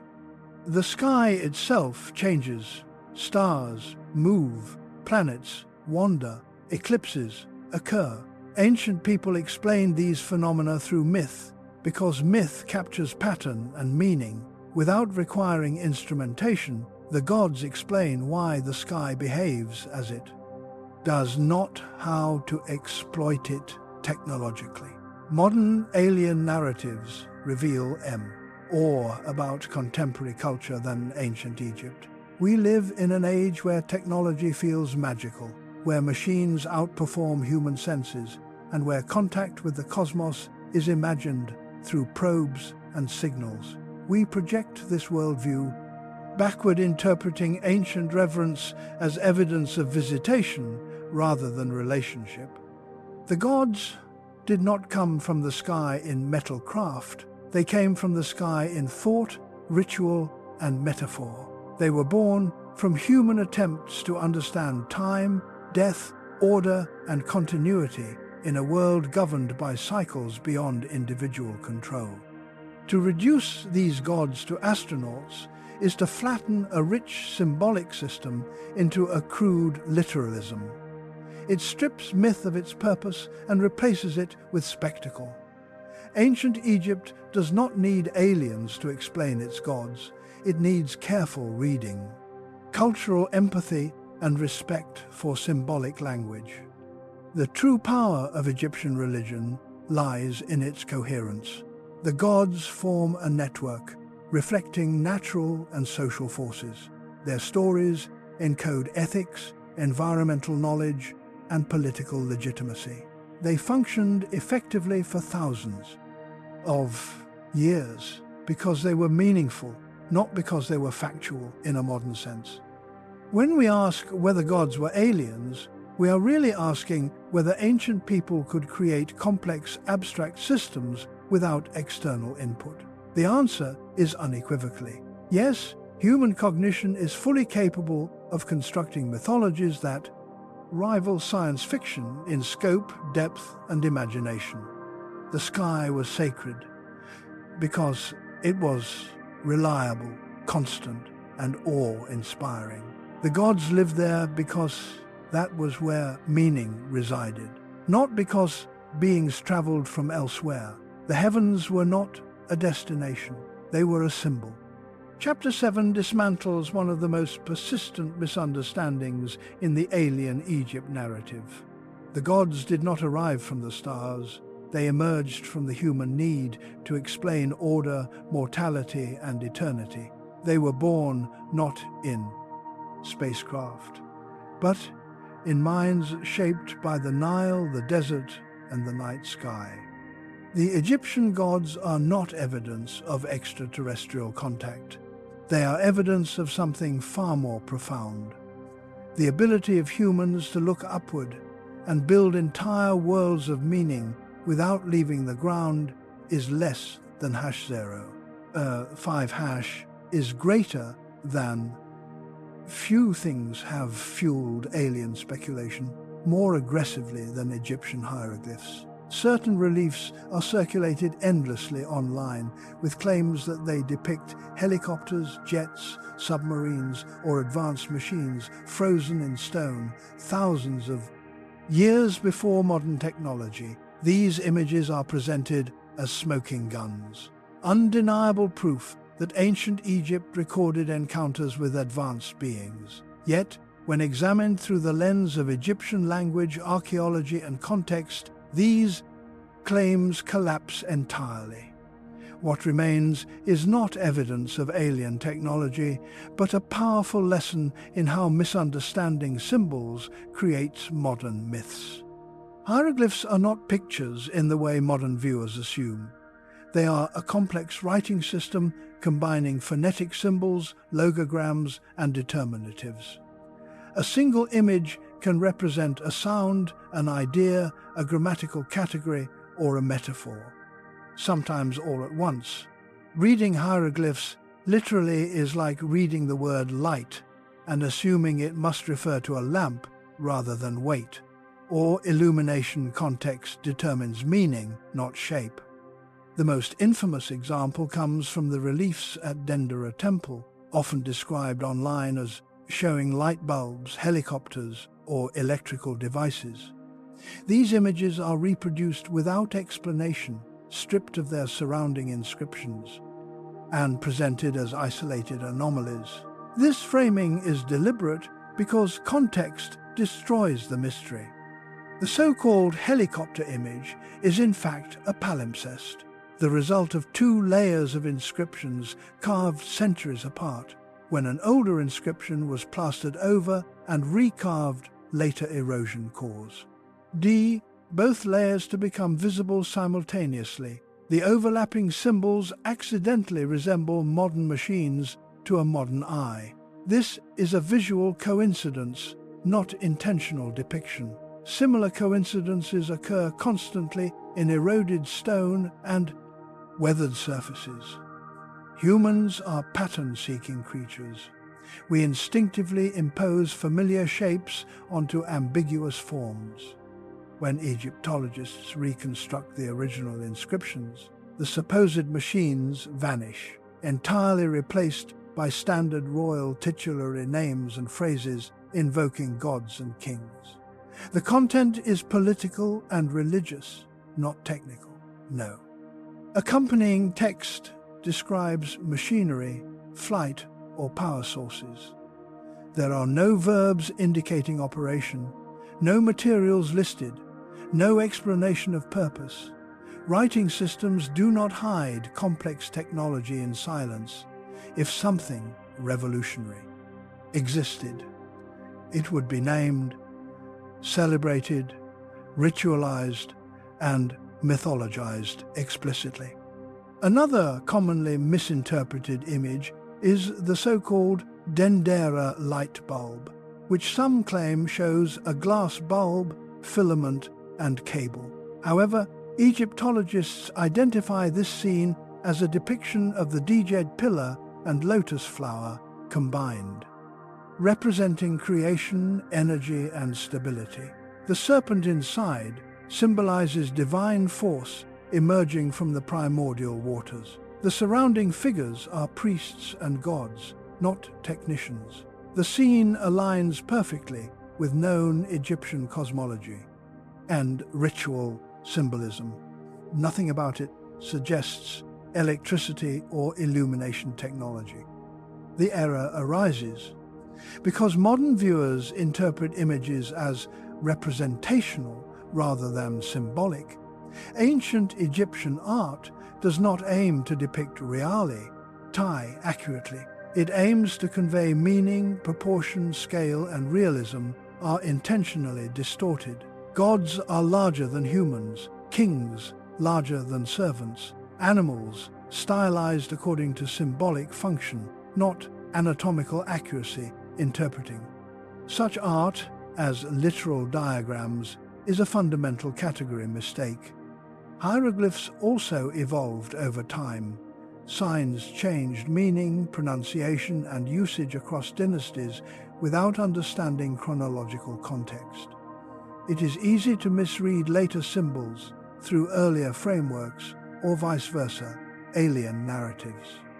Often cherry-pick images without dating them, creating the illusion of technological continuity where none exists. Another source of confusion is the lack of perspective in Egyptian art. Objects are shown in composite view, heads in profile, eyes, frontal torsos facing forward, legs sideways. This convention maximized recognizability, not realism. Modern viewers unfamiliar with this style misinterpret abstracted forms as mechanical components. This is especially true when reliefs are damaged, eroded, or incomplete. Claims that hieroglyphs depict astronauts in helmets misunderstand. Iconography, headgear represents status, divinity, or function. Crowns, feathers, sun discs, and animal heads communicate roles, not equipment. Gods wear elaborate headpieces because authority must be visually explicit. Ancient Egyptian art is a language, and like any language, it must be learned before being read. Alien theorists often argue that Egyptians intentionally encoded advanced knowledge in symbolic form to hide it from the uninitiated. But this contradicts how Egyptian culture treated sacred knowledge. While some rituals were restricted, symbolism was meant to reinforce belief, not to conceal. Technology, sacred texts were recited publicly. Monuments were designed to be seen. Gods were honored through visibility, not secrecy. If Egypt possessed advanced machines, they would have been celebrated, not hidden behind ambiguous carvings. The absence of any technical documentation is another fatal flaw. Hieroglyphs record medical procedures, astronomical observations, administrative systems, and religious rituals. In detail, they describe how to embalm bodies, how to treat wounds, how to calculate grain rations. Yet, there is not a single text describing engines, power generation, metallurgy beyond known techniques or materials, inconsistent with the period's silence across thousands of inscriptions, is not coincidence. It is evidence of absence. Modern misinterpretations also ignore determinatives, signs that clarify meaning without being pronounced. For example, a drawing of a bird followed by a determinative indicating divinity changes the word entirely. Images alone are insufficient. Without understanding grammar, alien narratives isolate images, precisely because grammar refutes them. Another frequent misunderstanding involves the use of metaphor. Egyptian texts routinely describe gods flying, shining, blazing, or descending. These are poetic expressions, not literal descriptions. Ancient languages rely heavily on metaphor. Especially in religious contexts, modern literalism flattens these expressions into false reportage. The popularity of alien interpretations reflects a broader visual illiteracy. Odin audiences are trained to consume images quickly without context. Algorithms reward shock, not accuracy. An image labeled ancient helicopter spreads faster than a careful explanation because it triggers surprise and confirmation bias. Once a viewer believes aliens were involved, every ambiguous shape becomes evidence. There is also a distrust of experts.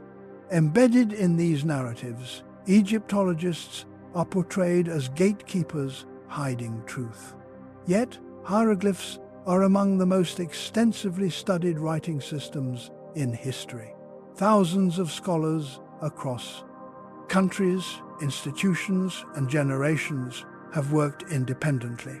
Reaching consistent interpretations, conspiracy would require universal coordination, silence, and motive, none of which exist. Academic disagreement is common, but alien machines are absent from serious debate because the evidence does not support them. Another overlooked fact is that hieroglyphs were not used to record everything daily. Life often relied on papyrus and oral tradition. Stone inscriptions were formal, ritual, and commemorative. They were conservative, repetitive, and formulaic. Innovation appears slowly and symbolically, not through sudden radical imagery. If technology beyond the period existed, it would not be carved in archaic religious contexts. It would appear in practical documentation. The idea that ancient people lacked imagination and therefore must have depicted what they saw is flawed. Egyptian mythology is rich, imaginative, and abstract. They envisioned talking animals, cosmic serpents, divine transformations, and journeys through the underworld. Clearly, imaginatio. N was not limited. Interpreting every strange image as literal observation ignores this creative capacity. Modern science fiction also contaminates perception. Once viewers are familiar with helicopters, rockets, and power cables, they retroactively project these forms onto ancient art. This is a psychological phenomenon called pareidolia, the tendency to see familiar patterns in random stimuli. It explains why clouds resemble animals and stains resemble faces. The brain fills gaps based on expectation. Alien theorists often ask why Egyptians would carve machines instead of writing about them. The answer is they did not. The carvings do not depict machines. This question assumes the conclusion it tries to prove when inscriptions are read.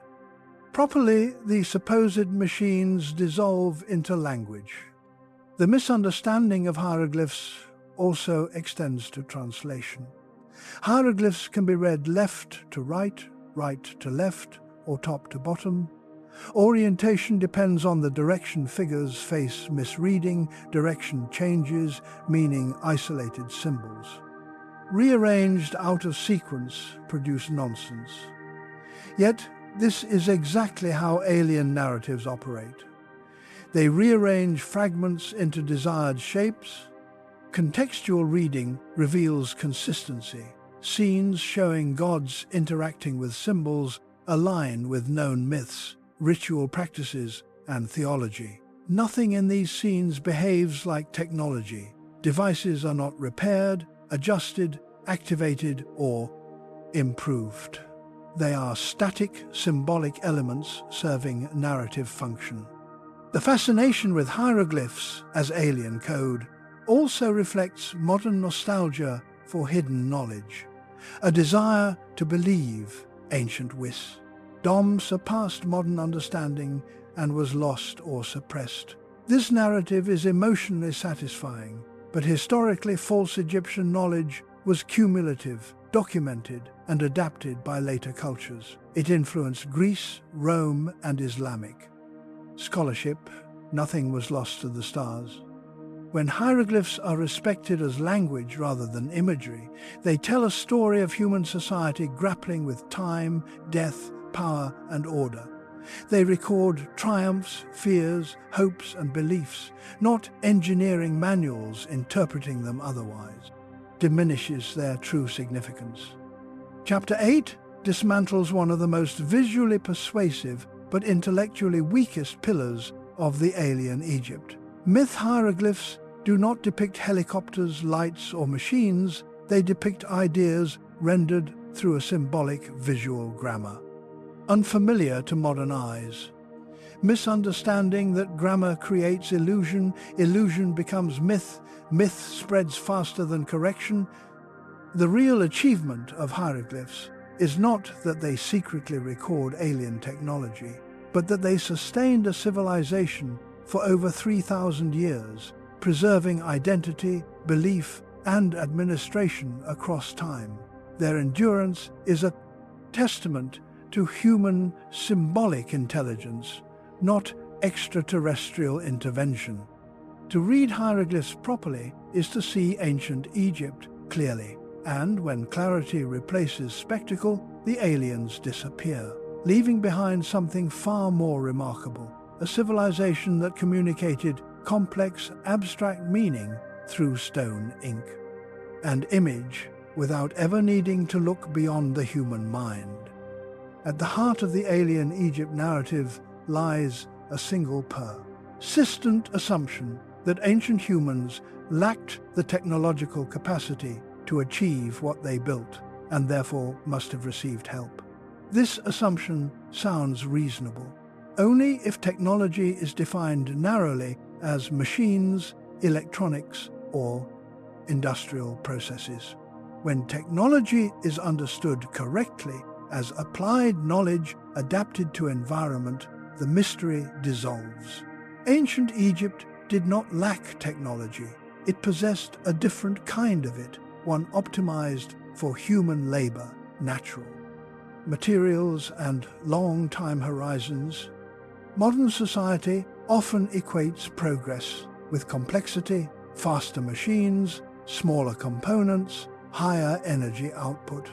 Ancient societies pursued different goals: stability, continuity, and symbolic permanence. Their technology reflected these values. Simple tools, refined through relentless repetition, can outperform advanced machines in specific contexts. The Egyptians did not need cranes when sledges worked. They did not need steel when copper and abrasives sufficed. They did not need engines when rivers, gravity, and manpower were available. One of the most misunderstood aspects of ancient technology is efficiency. Efficiency today means doing more with less time. Ancient efficiency meant doing something reliably with available resources. Time was abundant, labor was communal, and projects spanned decades. Rather than fiscal quarters, the pyramid was not built under deadlines imposed by markets or elections. It was built within a worldview that valued eternity more than speed. Engineering in ancient Egypt was systems-based rather than component-based.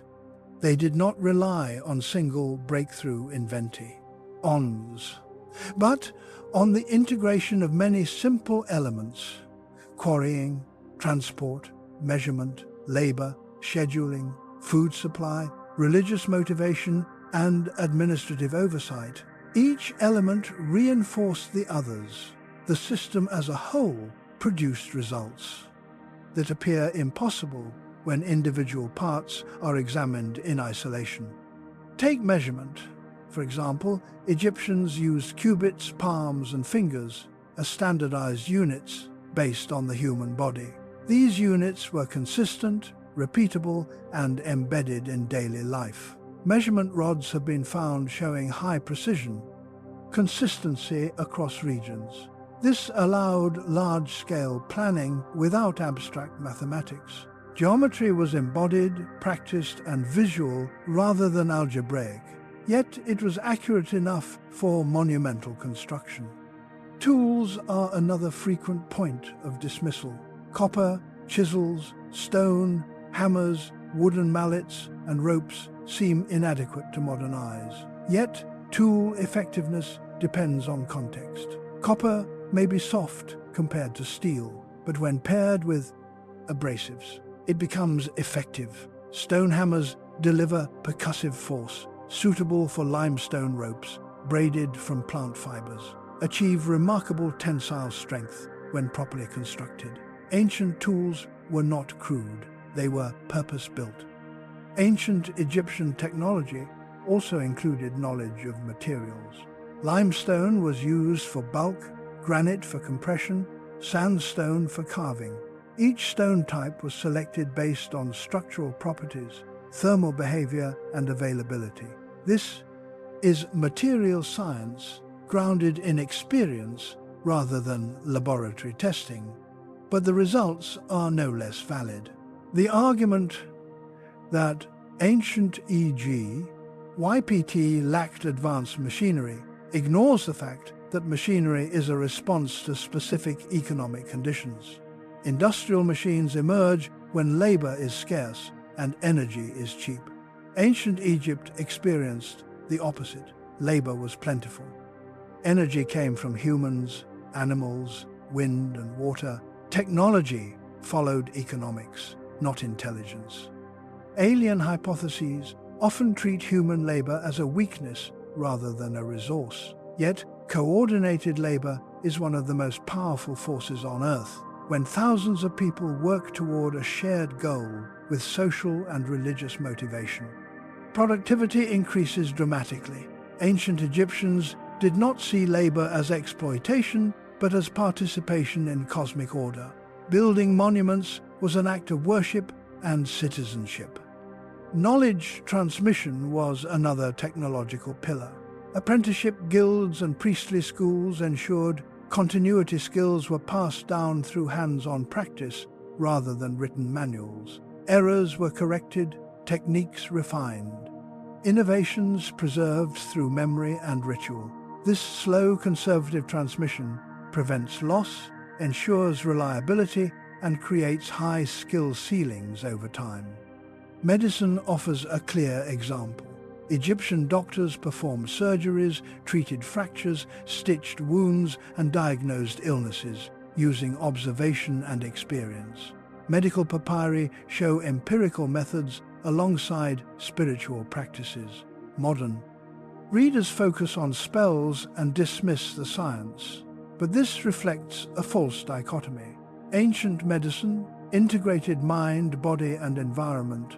Outcomes mattered more than theoretical separation. Architecture itself functioned it's a technological system. Pyramids, temples, and tombs were designed to manage load, airflow, temperature, and light. Internal chambers remained stable, cool, and dry after millennia. These results come from understanding stone behavior, mass distribution, and orientation, not alien engineering. Climate-responsive design was achieved through experience rather than simulation. Ancient Egyptian logistics rival modern operations. Food had to be produced, stored, transported, and distributed to support large workforces. Grain silos, administrative records, and ration lists show careful planning. Surplus management allowed long-term projects without famine. This is systems engineering applied to society rather than machines. Writing was itself a technology. Hieroglyphs, hieratic, and later demotic scripts allowed administration, law, religion, and economy to function at scale. Information, storage, transmission, and retrieval are technological achievements regardless of medium. Ancient Egypt solved the information problem using papyrus, ink, and human memory. Timekeeping is another overlooked technology. Calendars, decans, shadow clocks, water clocks enabled coordination of labor rituals and agriculture, synchronizing human activity with natural cycles, reduced waste, and increased predictability. Modern societies rely on atomic clocks. Ancient societies relied on stars and water. Both achieve coordination through different means. Alien narratives often point to precision as evidence of non-human assistance. Yet, precision emerges naturally when stakes are high and repetition is allowed. Ancient builders adjusted, measured corrected, and refined continuously. Mistakes were costly, so care was taken. Modern construction tolerates error because replacement is cheap. Ancient construction demanded perfection because repair was difficult. The belief that human genius is insufficient often stems from linear thinking. Progress is imagined as a ladder, with ancient at the bottom, modern at the top. But intelligence does not increase linearly, it diversifies ancient societies. Explored different branches of problem-solving modern society, abandoned some of these branches in favor of others. Knowledge was not lost because it was inferior, but because priorities changed. Ancient Egypt demonstrates a form of intelligence deeply integrated with environment, society, and belief. Modern intelligence is specialized, abstract, and fragmented. Neither is superior. They are adapted to different conditions. Claiming aliens were necessary implies that one form of intelligence invalidates the other, which is neither logical nor supported by evidence.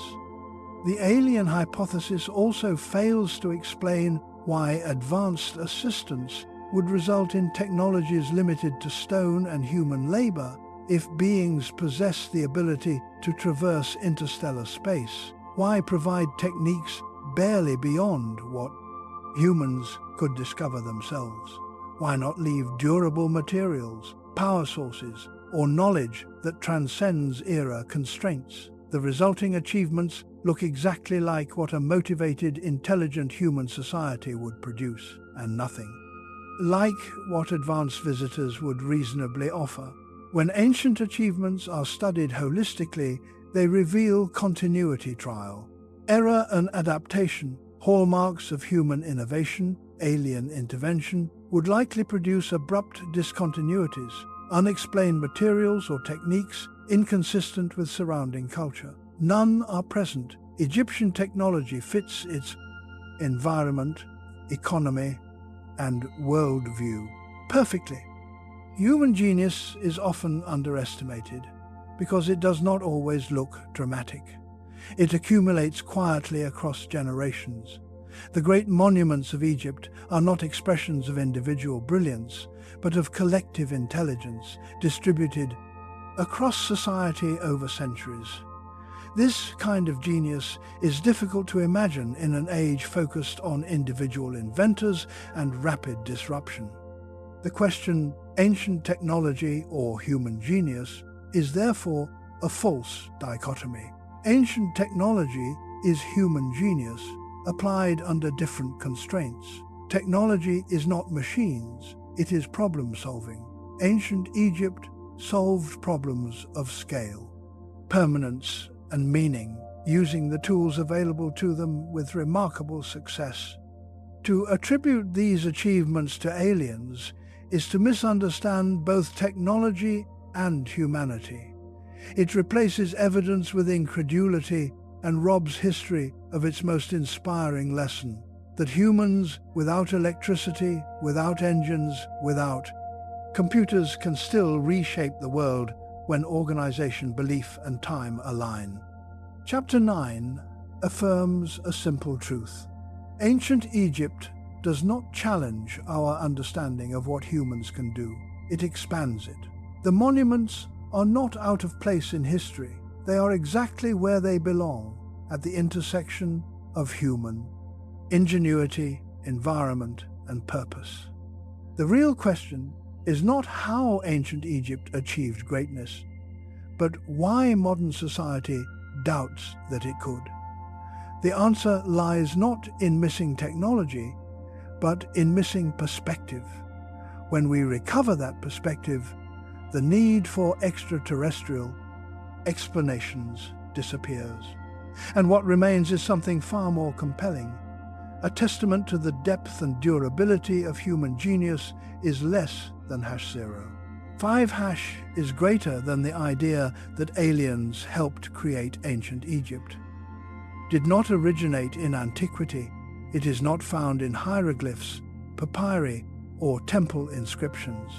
It did not circulate among Greek historians, Roman scholars, or medieval travelers. The theory is modern, very modern, and understanding its origin is essential because it reveals that the mystery is not buried in the sand of Giza, but in the psychology, culture, and anxieties of the 20th and 21st centuries. The alien Egypt theory emerged at the intersection of three powerful forces: modern science fiction, distrust of institutions, and a widespread misunderstanding of ancient cultures. These forces converged during a period when humanity first began to look seriously toward the stars, and in doing so began projecting that cosmic imagination backward onto the past.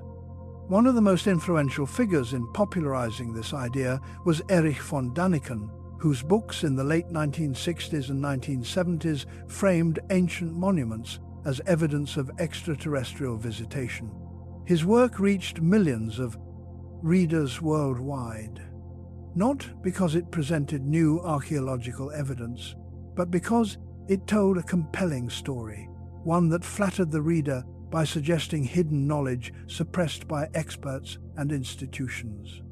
This narrative structure is critical. Alien theories thrive not on data, but on distrust. The reader is invited to believe that mainstream archaeology is either incompetent or deliberately deceptive, that scholars know the truth but hide it to protect their authority. This framing transforms speculation into rebellion, believing in alien intervention. Beck owns an act of intellectual independence rather than gullibility. The timing of this movement was not accidental. It coincided with the space race. Humanity had just placed satellites in orbit and astronauts on the moon. Extraterrestrial life no longer felt like fantasy. It felt inevitable popular culture. Exploded with stories of alien contact from benevolent teachers to hostile invaders. Ancient monuments suddenly became potential artifacts of cosmic interaction rather than expressions of human ingenuity.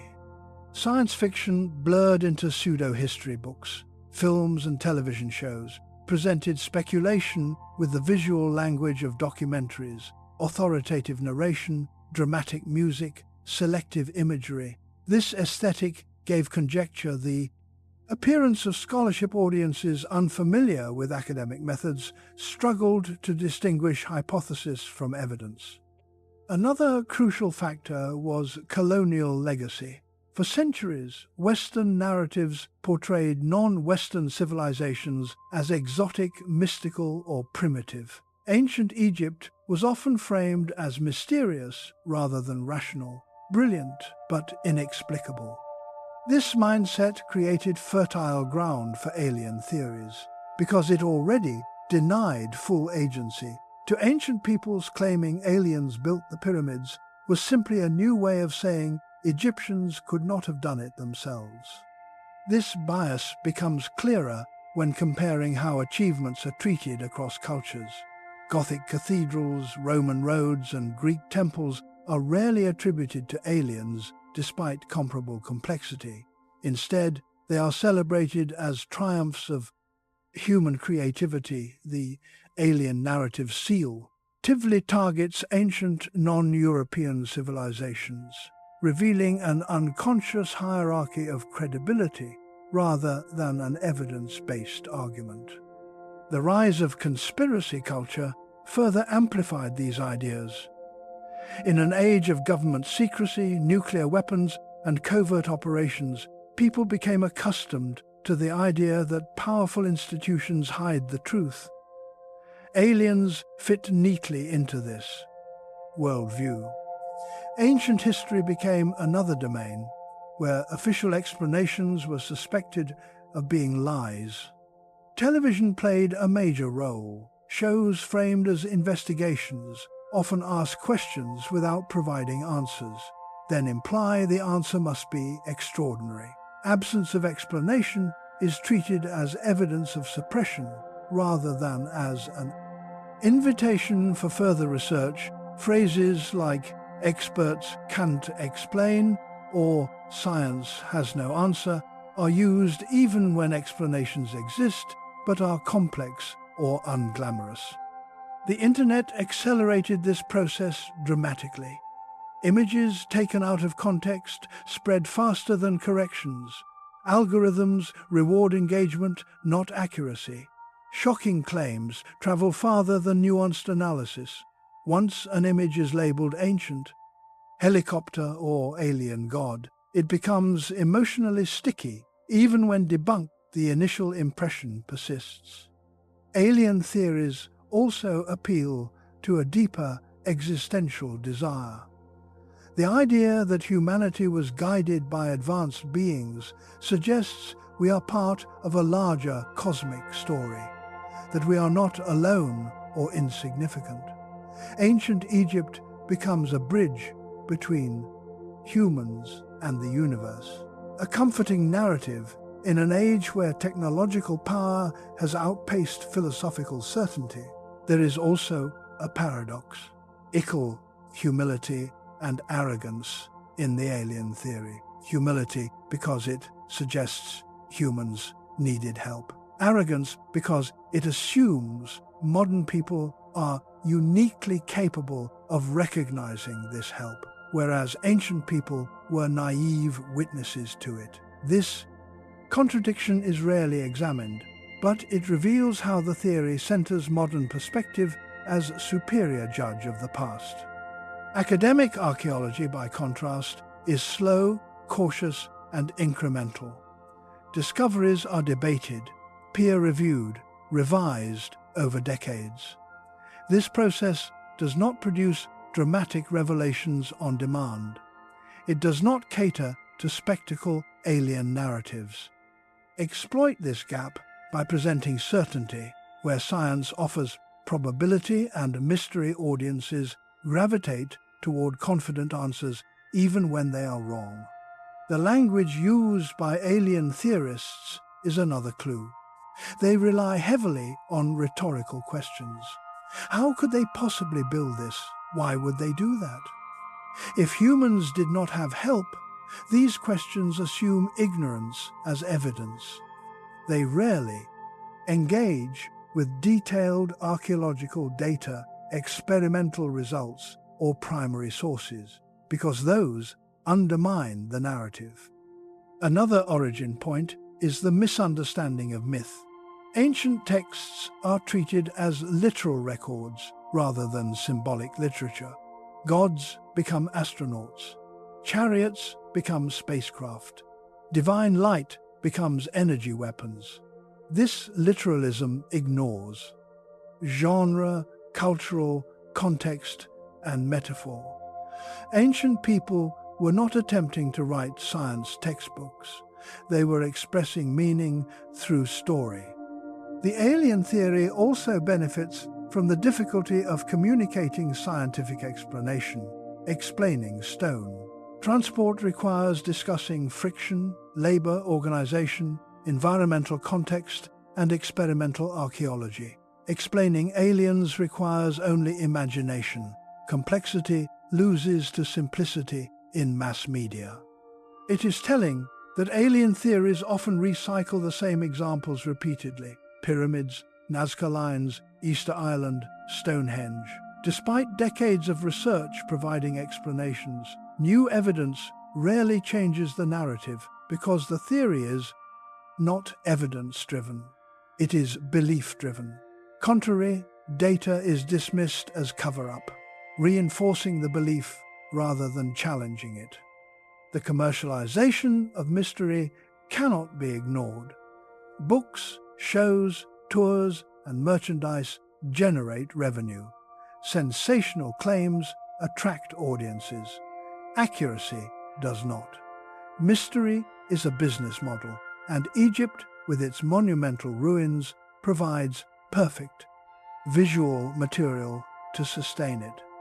Yet perhaps the most important reason the alien theory persists is that it fills a void. Modern education often teaches ancient history as a list of dates and monuments without explaining the human systems behind them when people are not taught how ancient societies actually worked. Their achievements feel disconnected. Miraculous, therefore, suspicious ignorance creates space for fantasy. The irony is that the real story of ancient Egypt is more impressive than any alien tale. A society that organized millions of labor hours without machines, that aligned belief, environment, and governance into a coherent system that built for eternity, using stone, rope, and human cooperation. This story challenges modern assumptions about progress and intelligence. It demands ECT rather than dismissal. Alien theories strip this respect away. They turn Egyptians into passive recipients rather than active innovators. They replace human struggle with external magic, and in doing so, flatten history into spectacle. The past becomes a stage for modern fantasies rather than a source of genuine insight. Understanding where the alien theory comes from allows us to see it for what it is, not a discovery, but a projection, a reflection of modern fears, hopes, biases, and entertainment culture. The theory says more about us than about ancient Egypt. This chapter is not about mocking belief. It is about tracing origins. Ideas do not appear in a vacuum. They emerge from cultural conditions, and the alien Egypt narrative emerged in a world grappling with space exploration, institutional distrust, and historical misunderstanding. Once these roots are exposed, the theory loses its mystique. The pyramids do not point to the stars because aliens came here. The alien theory points to the pyramids because modern society looks for meaning beyond itself. When meaning is not found in human history, it is imported from the cosmos. Chapter 10 reveals that the alien explanation is not ancient knowledge rediscovered, but modern mythology invented. It is a story shaped by science fiction, colonial bias, and media economics rather than archaeology or evidence. When we strip away these influences, what remains is a clearer view of Egypt, not as an enigma requiring extraterrestrial rescue, but as a civilization fully capable of explaining itself through human intelligence, patience, and belief. The origin of the alien theory is therefore not in Egypt, but in us. And once we recognize that the need for it fades, replaced by something more challenging and more rewarding, the task of understanding humanity on its own terms is less than #0. 5# is greater than. The alien theory survives largely because it feeds on the assumption that modern science has failed to explain ancient Egypt. Yet this assumption is outdated and increasingly inaccurate over the past century. Archaeology, physics, geology, chemistry, and engineering have combined to illuminate Egyptian civilization in extraordinary detail. What once seemed impossible has become understandable, not because the monuments changed, but because our methods of studying them improved. Science did not arrive with a single revelation. It advanced incrementally, just as ancient Egyptian knowledge once did. One of the most significant developments has been the shift from artifact-centered archaeology to systems-based analysis. Early researchers focused on monuments as isolated objects. Modern science examines supply chains, labor organization, environment, and long-term cultural patterns. This shift transformed mystery into process. Pyramids are no longer seen as standalone miracles, but as nodes within vast interconnected systems of agriculture, administration, religion, and labor. Radiocarbon dating, for example, has refined timelines. Organic materials found in worker settlements, tools, rope fragments, and charcoal from construction contexts confirm chronologies consistent with dynastic Egypt, not external intervention. These dates align across independent samples, eliminating the idea of sudden, unexplained technological insertion. They show continuity, not disruption. Geological analysis has also reshaped understanding. Stone sourcing is now traced through isotopic signatures, matching quarries to specify. See monuments. Limestone from Giza, Tura, limestone from the East Bank, granite from Aswan, basalt from Fayum. This precision mapping reveals deliberate logistical planning, not random material acquisition. Stones traveled along known routes at known times, integrated into a coherent supply system. No exotic materials appear, no unknown alloys, no substances outside the technological capacity of the period. Engineering science has played a crucial role. Computational modeling of ramps, sledges, and human force shows that known Egyptian methods are sufficient to move even the largest stones when applied at scale. Friction coefficients measured experimentally align with relief depictions. Water, lubrication, rope, strength, and slope angles converge into workable solutions. Simulations demonstrate that the limiting factor was not physics, but organization and time, both of which ancient Egypt possessed in abundance.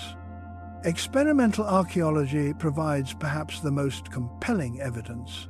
Full-scale reconstructions using period-accurate tools have successfully cut, moved, and placed multi-ton blocks. These experiments are not hypothetical. They involve real stone, real people, and real effort. The results consistently show. Feasibility critics often dismiss them as staged or idealized. Yet these experiments are conducted under far harsher constraints than ancient builders faced with fewer workers. Less time and limited preparation, ancient conditions were more forgiving, not less. Bioarchaeology has also transformed the narrative analysis of skeletons from worker cemeteries, reveals patterns of muscle development, STR, S fractures, and healed injuries, consistent with sustained physical labor, medical treatment, and nutritional support. Teeth show evidence of protein-rich diets. Bones show care for injured individuals. This is not the profile of enslaved or expendable laborers, but of valued workers. Embedded in a functioning social system, science replaces the image of mystery labor with human faces and lived experience. Climate science adds another layer. The Old Kingdom coincided with a period of relative climatic stability. Regular Nile floods ensured agricultural surplus, supporting large non-farming populations, dendrochronology, sediment analysis, and lake. Core data confirm environmental conditions favorable to long-term projects. Pyramids were not built during ecological collapse, but during prosperity to stability. Enables ambition, science connects monumentality to climate rather than to cosmic intervention. Astronomical simulation software now allows researchers to reconstruct ancient skies, accounting for precession star positions and horizon profiles. These reconstructions confirm that Egyptian alignments fall within observational capability. using naked eye methods. Symbolic star associations align with known religious texts rather than precise cartographic mapping. Science shows intentional symbolism, not technological precision beyond human reach. Chemical analysis of pigments, mortars, and metals further supports continuity. Egyptian mortar was not cement, but gypsum-based plaster sufficient for stone leveling, not structural bonding. Its composition matches local materials. Metallurgy shows copper arsenic. C. Bronze progression. Consistent with known technological development, no anomalous heat treatments or advanced alloys appear. The material record behaves exactly as expected for a human civilization advancing through incremental discovery. The study of ancient texts has also benefited from digital imaging. Multispectral scanning reveals faded inscriptions, erased palimpsests, and undertexts previously invisible. This technology has clarified misunderstood reliefs, debunking supposed depictions of machines by restoring original inscriptions. Science here acts as a corrective lens, exposing how erosion and damage created illusions modern myth exploited. Logistics modeling provides another powerful explanation. Grain production estimates based on field size, flood levels, and crop yields show that Egypt could support tens of thousands of workers seasonally without strain. Administrative records detail ration distribution, bread, beer, meat, and clothing. Science translates inscriptions into caloric math, revealing a self-sustaining labor economy, not an externally fueled operation. Network analysis of trade routes reveals Egypt as part of a regional system, exchanging goods, ideas, and techniques. With neighboring cultures, innovations were shared, adapted, and localized. No need for alien diffusion when human networks explain transmission more parsimoniously. Cultural exchange accounts for similarities without invoking cosmic teachers. Genetic studies of ancient remains further ground. Egypt in human continuity. DNA extracted from mummies shows genetic profiles consistent with North African and Near Eastern N populations, not exotic, non-human origins, while genetic degradation limits conclusions. The data firmly place Egyptians within known human diversity, not outside it. Ground-penetrating radar and muon tomography have revealed internal voids and structures within pyramids. Once interpreted as hidden chambers of unknown purpose, science now explains them as stress-relieving spaces, construction features, or unfinished elements. Again, the mystery shifts from unknown technology to known engineering solutions. These discoveries expand understanding without requiring alien speculation. The scientific method itself deserves emphasis. Unlike alien narratives, science revises itself. Early Egyptology contained errors, assumptions influenced by colonial bias and limited data. Modern research corrects these through peer review, new tools, and interdisciplinary collaboration. The willingness to say we were wrong is not weakness, but strength. Alien theories lack this mechanism. They remain static, regardless of evidence. Another major advance is ethnoarchaeology. Studying traditional societies using pre-industrial methods provides analogues for ancient practices. Stone-moving communal labor and oral knowledge transmission are observed today in various cultures, confirming that such methods are viable, efficient, and culturally sustainable. Science bridges past and present through living examples. Computer-aided reconstruction has also demystified design planning by recreating pyramid construction sequences. Researchers show how incremental layer-by-layer building naturally produces alignment accuracy without globa. Blueprint ancient builders did not need full-scale plans. They needed local rules repeated consistently. Science reveals emergent order rather than imposed perfection. The question often shifts from, can science explain this, to why science explanations feel unsatisfying. The answer lies in narrative. Aliens provide drama, intention, and mystery. Scientific explanations provide process, probability, and context. The latter require effort to understand, the former require only belief, but intellectual satisfaction grows from understanding, not spectacle. Science also explains why gaps remain. Some details are lost because materials decayed. Records were never written, or contexts were destroyed by later activity. Absence of evidence is a normal condition in archaeology, not a sign of suppression. Scientific honesty acknowledges uncertainty without filling it with fantasy. It is also important to note that science does not claim to have answered everything.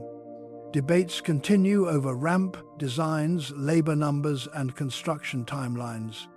But these debates occur within a human framework. Disagreement does not imply ignorance, it reflects complexity. Multiple solutions can exist simultaneously. Ancient builders likely used different methods at different times. Science accommodates plurality. Alien theories demand singular, extraordinary explanation. The cumulative effect of modern science is clear. Every new technique, every new data set strengthens the human explanation rather than weakening it. The more we learn, the less space remains for extraterrestrial intervention. The trajectory, not toward mystery, but toward clarity. This does not mean ancient Egypt loses its wonder. Understanding how something was achieved does not diminish its impact, it deepens it. Knowing that humans organize themselves to accomplish this heightens respect, or shifts from supernatural to social intelligence, from fantasy to reality. Science also reframes intelligence. It shows that cognition is not confined to individuals or machines, but distributed across societies, practices, and time. Ancient Egyptian intelligence resided in collective memory, ritual coordination, and environmental attunement. This form of intelligence is harder to recognize, but no less real. When science explains ancient Egypt, it does not close the book. It opens a richer one, filled with human stories, struggle, adaptation, and creativity. The monuments become testimonies to what humans can do together, rather than puzzles demanding cosmic solutions. Chapter 11 demonstrates that the question is no longer what science cannot explain, but why we continue to believe it cannot. Modern research has illuminated ancient Egypt more clearly than ever before, and every illumination points inward toward humanity, not outward toward the stars. The alien explanation survives only by ignoring this growing body of evidence. It thrives in the gaps between disciplines and in the public misunderstanding of scientific progress. Once these gaps are closed, the theory collapses under its own weight. Science does not claim ancient Egypt was simple. It claims it was sophisticated in ways different from modern expectations. Sophistication does not require silicon. It requires organization, patience, and shared meaning. Ancient Egypt possessed all three. What science can explain today is enough to render aliens unnecessary. The remaining mystery is not about how the pyramids were built, but how modern society came to doubt that humans could build them at all is less than #0. 5# is greater than Even after decades of excavation, analysis, simulation, and interdisciplinary research, ancient Egypt still retains areas of uncertainty. These unknowns are often seized upon as proof that something extraordinary must be missing. Something external, something non-human. Yet uncertainty is not evidence of aliens. It is evidence of honest science.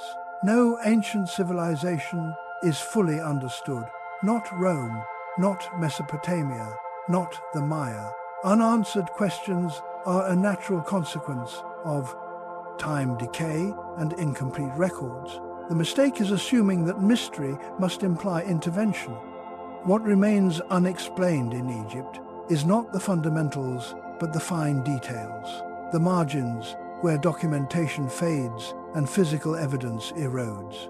These are not gaps large enough to hide advanced technology, but narrow enough to remind us that ancient history is reconstructed, not replayed, and reconstruction always contains uncertainty. One of the most debated unresolved topics is the exact construction sequence of the Great Pyramids. While science demonstrates that they could have been built using known methods, there is no single universally accepted model of ramp design, internal or external, straight or spiral combination, or phased. It is likely that multiple ramp systems were used at different stages, adapting to height, slope, and logistical needs. The absence of a single blueprint frustrates modern desire for definitive answers. But ancient builders did not work from blueprints. They worked from practice, adjustment, and experience. The lack of surviving construction manuals is often interpreted as suspicious, yet it reflects how knowledge was transmitted. Practical techniques were learned through apprenticeship, not documentation. Builders did not need to write down what they practiced daily. Just as medieval masons left few written manuals, yet built cathedrals of immense complexity, oral and embodied knowledge leaves limited archaeological trace. Once practitioners are gone, another unresolved area involves labor numbers. Estimates range widely, depending on assumptions about construction, duration, workforce size, and work schedules. Seasonal labor during Nile inundation likely supplemented a permanent skilled core. But precise numbers remain debated. This uncertainty is often exploited by alien theories.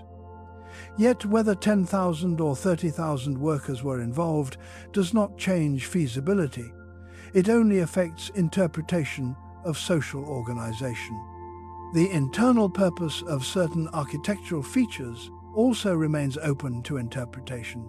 The newly discovered voids within the Great Pyramid, for example, raise questions about stress relief, design, symbolic chambers, or unfinished construction phases. Science can detect these spaces, but not their intent, because intent is not a physical property. Without inscriptions, interpretation remains speculative. But speculative does not mean inexplicable. Another unresolved topic concerns planning precision. Some researchers argue that the pyramid incorporates deliberate mathematical ratios. Others believe these ratios emerge naturally from construction choices without conscious abstraction. Ancient Egyptians did not leave explicit mathematical treatises describing design pH, ilosophy. So intent remains uncertain. Yet both interpretations fall within human capability. Neither requires extraterrestrial knowledge. The social psychology of motivation is also difficult to reconstruct. What exactly inspired tens of thousands of people to commit years of labor to monument building? Religion, nationalism, loyalty, obligation, pride, all likely played roles, but the balance between these factors is unknowable. Belief systems do not fossilize. What survives are structures and texts that reflect ideology, not lived emotion. The daily life of workers also contains gaps. While archaeological evidence shows diet, medical care, and housing, details of daily routines, interpersonal dynamics, and lived experience remain fragmentary. This absence invites imagination, but imagination should not replace evidence. Alien overseers are sometimes inserted into this void because it feels narratively satisfying, but no material trace supports such claims. Ritual practices associated with construction are another grey area. Temples, rituals, offerings, and ceremonies accompanied building, but the specifics of how ritual intersected with labor scheduling or engineering decisions are unclear. Ancient societies did not separate religion from work the way modern societies do. Understanding this integration is challenging for modern minds trained to compartmentalize functions. Another unresolved question involves knowledge diffusion. How much did Egyptian builders borrow from neighboring cultures? How much was locally developed? Trade, contact, and cultural exchange are evident, but tracing specific ideas to specify origins is difficult. Ideas travel invisibly through people, not objects. This complexity sometimes creates the illusion of sudden innovation, when in fact it is gradual synthesis. The absence of certain tools in the archaeological record also creates uncertainty. Wooden implements, ropes, and scaffolding decay quickly. Leaving limited trace reconstructions must infer their existence based on indirect evidence, tool marks, wear patterns, and artistic depictions. Critics misinterpret this absence as proof that such tools did not exist, when in reality, organic material rarely survives millennia, especially in open-air construction contexts. The symbolic meaning of some architectural features also remains debated: why certain chamber proportions were chosen, why certain alignments were emphasized, why some pyramids differ subtly from others. These choices likely reflect evolving theology, political shifts, or individual preferences of rulers, but without explicit textual explanation, interpretation remains open. Alien theories thrive in these interpretive spaces because they present certainty where scholarship offers probability. Yet certainty without evidence is not strength, it is illusion. Responsible science distinguishes between what is known. Likely and unknown alien narratives collapse all three into a single extraordinary conclusion.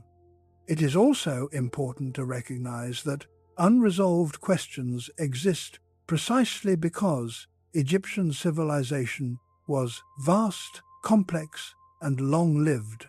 Spanning over 3,000 years, practices evolved, priorities changed, innovations emerged, and disappeared, expecting total clarity. From such a deep past is unrealistic.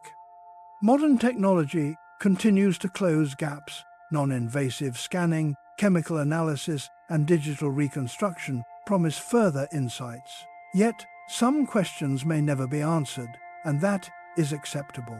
History is not a solved equation. It is an ongoing conversation between evidence and interpretation. The danger arises when uncertainty is treated as permission for fantasy. Unanswered does not mean unanswerable, and unanswerable does not mean supernatural. The unknown should inspire further research, not cosmic speculation. Another common misuse of uncertainty involves conflating unexplained with inexplicable. Some details remain unexplained simply because evidence has not survived, not because they violate known principles. Aliens are invoked when imagination outruns patience. It is also worth noting that ancient Egyptians themselves did not record everything intentionally. Some knowledge was restricted, some rituals were secret, some practices were considered sacred and not written down. This cultural choice limits Modern understanding but does not imply technological secrecy. Advanced civilizations do not hide their core technologies from their own survival knowledge, like agriculture, medicine, and engineering, is shared because it sustains society. The unresolved elements of Egyptian history often concern meaning rather than mechanics. What did certain symbols mean to individuals? How did workers feel about their labor? How did belief shape daily decisions? These are human questions, not technical ones. Aliens do not help answer them because they are rooted in subjective experience. Modern frustration with these unanswered questions reflects a deeper discomfort with ambiguity. Contemporary culture values closure, final answers, and definitive explanations. Ancient history resists this demand because it is incomplete by nature. Accepting this incompleteness is part of intellectual maturity. The persistence of alien explanations reveals a reluctance to sit with uncertainty. It is easier to believe in a hidden answer than to accept that some aspects of the past are lost forever. Yet, loss is not failure, it is the natural cost: time. What remains unexplained in Egypt should inspire humility, not speculation. Humility about the limits of knowledge, respect for ancient complexity, and patience for ongoing research. Each unanswered question is an invitation to think more carefully, not to jump further. The real mystery is not what ancient Egypt hides, but how much it has already revealed without speaking its stones.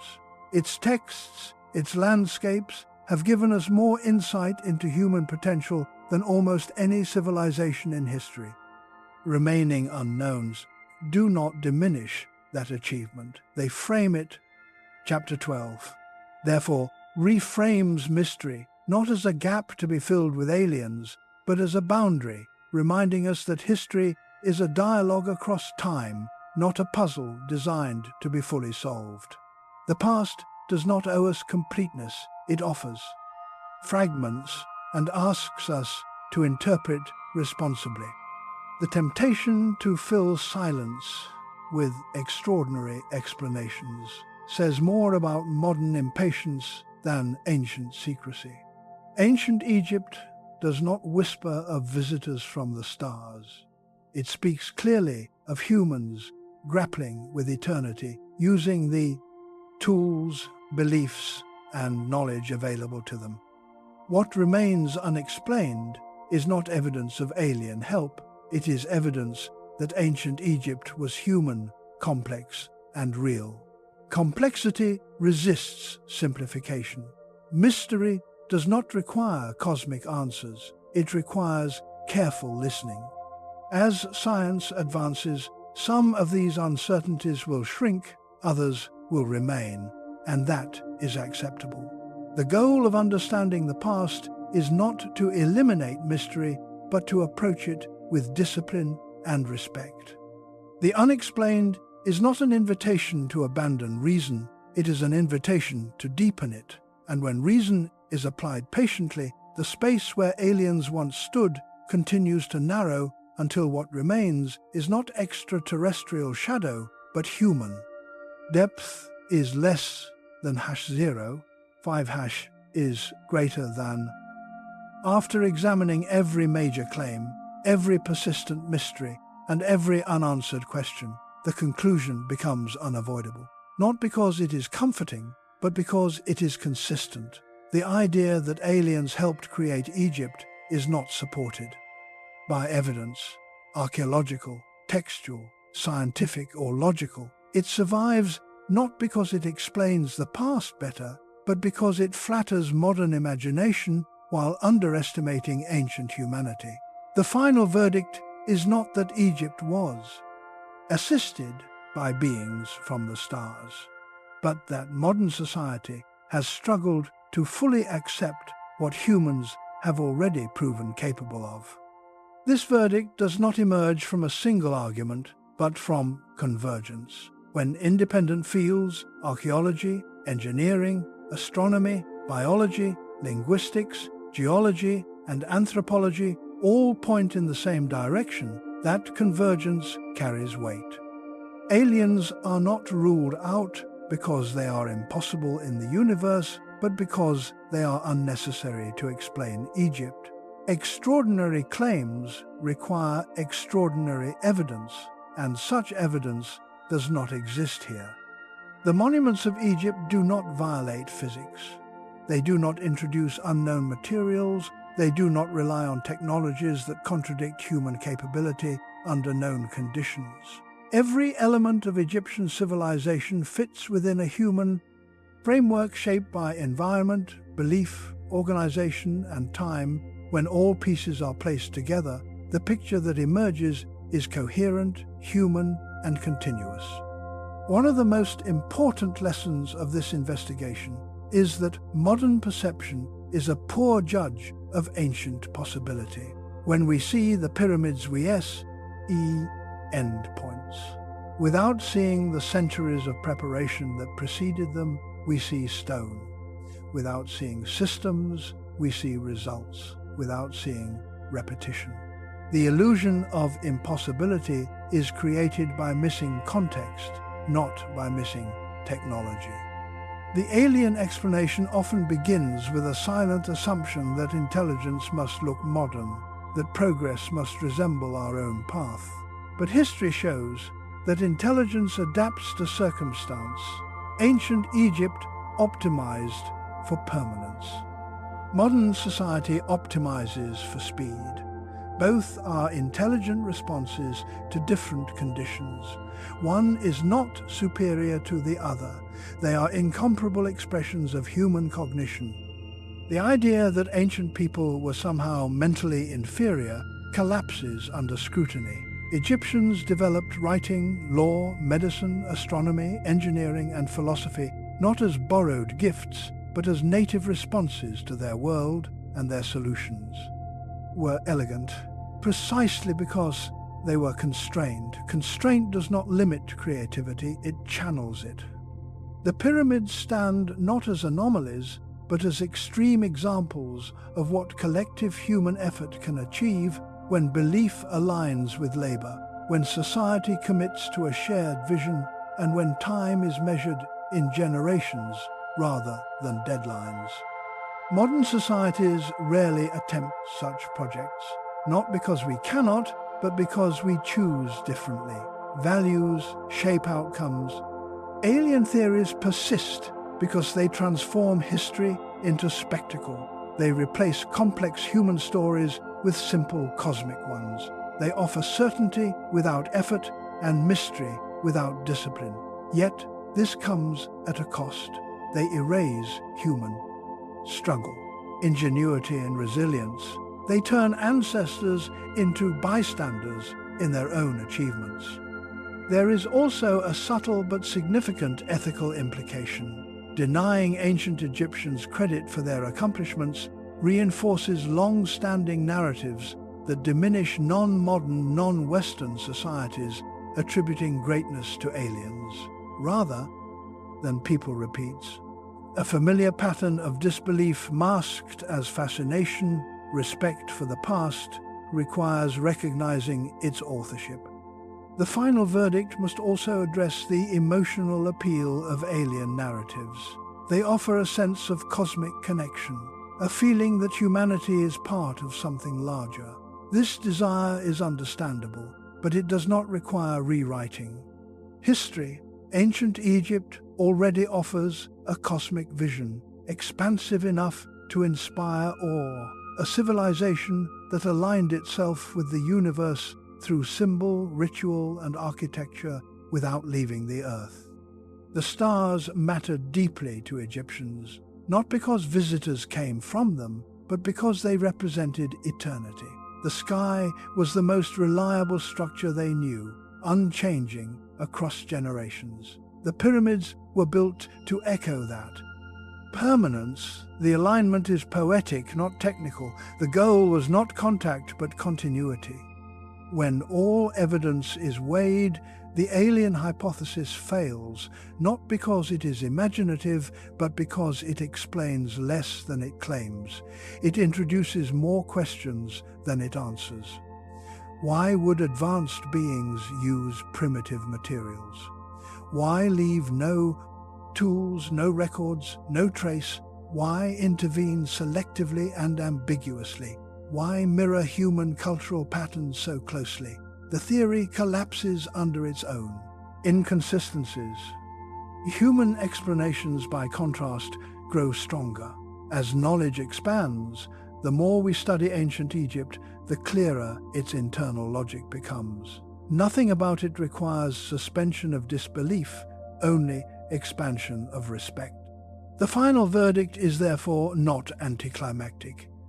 It is profound. It affirms that humans, long before electricity, engines, or computers, achieved feats that still challenge modern assumptions.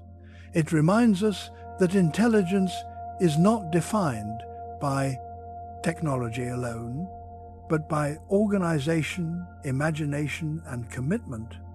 Ancient Egypt is not a riddle waiting for an external answer. It is a case study in what happens when environment, belief, and social structure align for centuries. It is a reminder that progress is not linear, that civilizations can peak early in some domains and later in others. That knowledge can be lost not because it was superior, but because priorities changed. This conclusion does not close the door on wonder. It redirects it. The wonder is not that aliens might have helped, but that humans did not need help to achieve what they did. The pyramids are more impressive when seen as human creations, because they represent cooperation on a scale rarely matched since.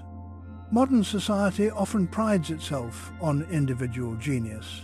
Ancient Egypt demonstrates collective genius, the ability of thousands to work toward a single symbolic goal across decades. This form of intelligence is difficult to imagine today, but it is no less real. The final verdict also challenges modern humility. We often assume that because we have advanced tools, we are more capable, yet ancient achievements suggests that tools amplify intention but do not replace it without shared purpose. Modern technology can achieve little. Ancient people achieved much with less, because their purpose was unified. The alien narrative fades when we confront this truth. What we mistake for lost technology is often lost unity, lost patience, lost belief in long-term vision. The pyramids were not built because Egyptians knew something we do not. They were built because Egyptians valued something we no longer prioritize: permanence. The ultimate lesson of ancient Egypt is not about aliens or machines, it is about time. Civilization there was built with the expectation of eternity. Rulers thought in centuries. Workers believed their labor mattered beyond their lifetime. Architecture was designed to outlast memory. This mindset is foreign to modern culture, but it is entirely human. When we look at Egypt through this lens, the mystery transforms into meaning. The stones speak not of visitors from elsewhere, but of humans who understood their world deeply enough to shape it permanently. The final verdict, therefore, is clear. Aliens did not build Egypt. Humans did. And that reality is far more challenging and inspiring than any alternative, because it asks us to reconsider our own limits, not theirs. The question that opened this journey was never really about extraterrestrials. It was about trust. Trust in evidence, trust in history, trust in human capability. Once that trust is restored, the need for alien explanations disappears. Ancient Egypt does not stand as proof that humans needed help. It stands as proof that humans once believed enough in themselves and their cosmos to build something that still forces us to ask questions thousands of years later. And perhaps that is the true legacy. Not that the pyramids hide secrets from the stars, but that they reveal something uncomfortable and powerful about us, that even without modern technology, humanity has always been capable of greatness when it dares to think beyond the present moment. The final verdict is not mystery solved, but perspective regained. Egypt was not made by aliens, it was made by humans who understood something. We are still learning that civilization is not defined by what you build with, but by what you believe is worth building at all.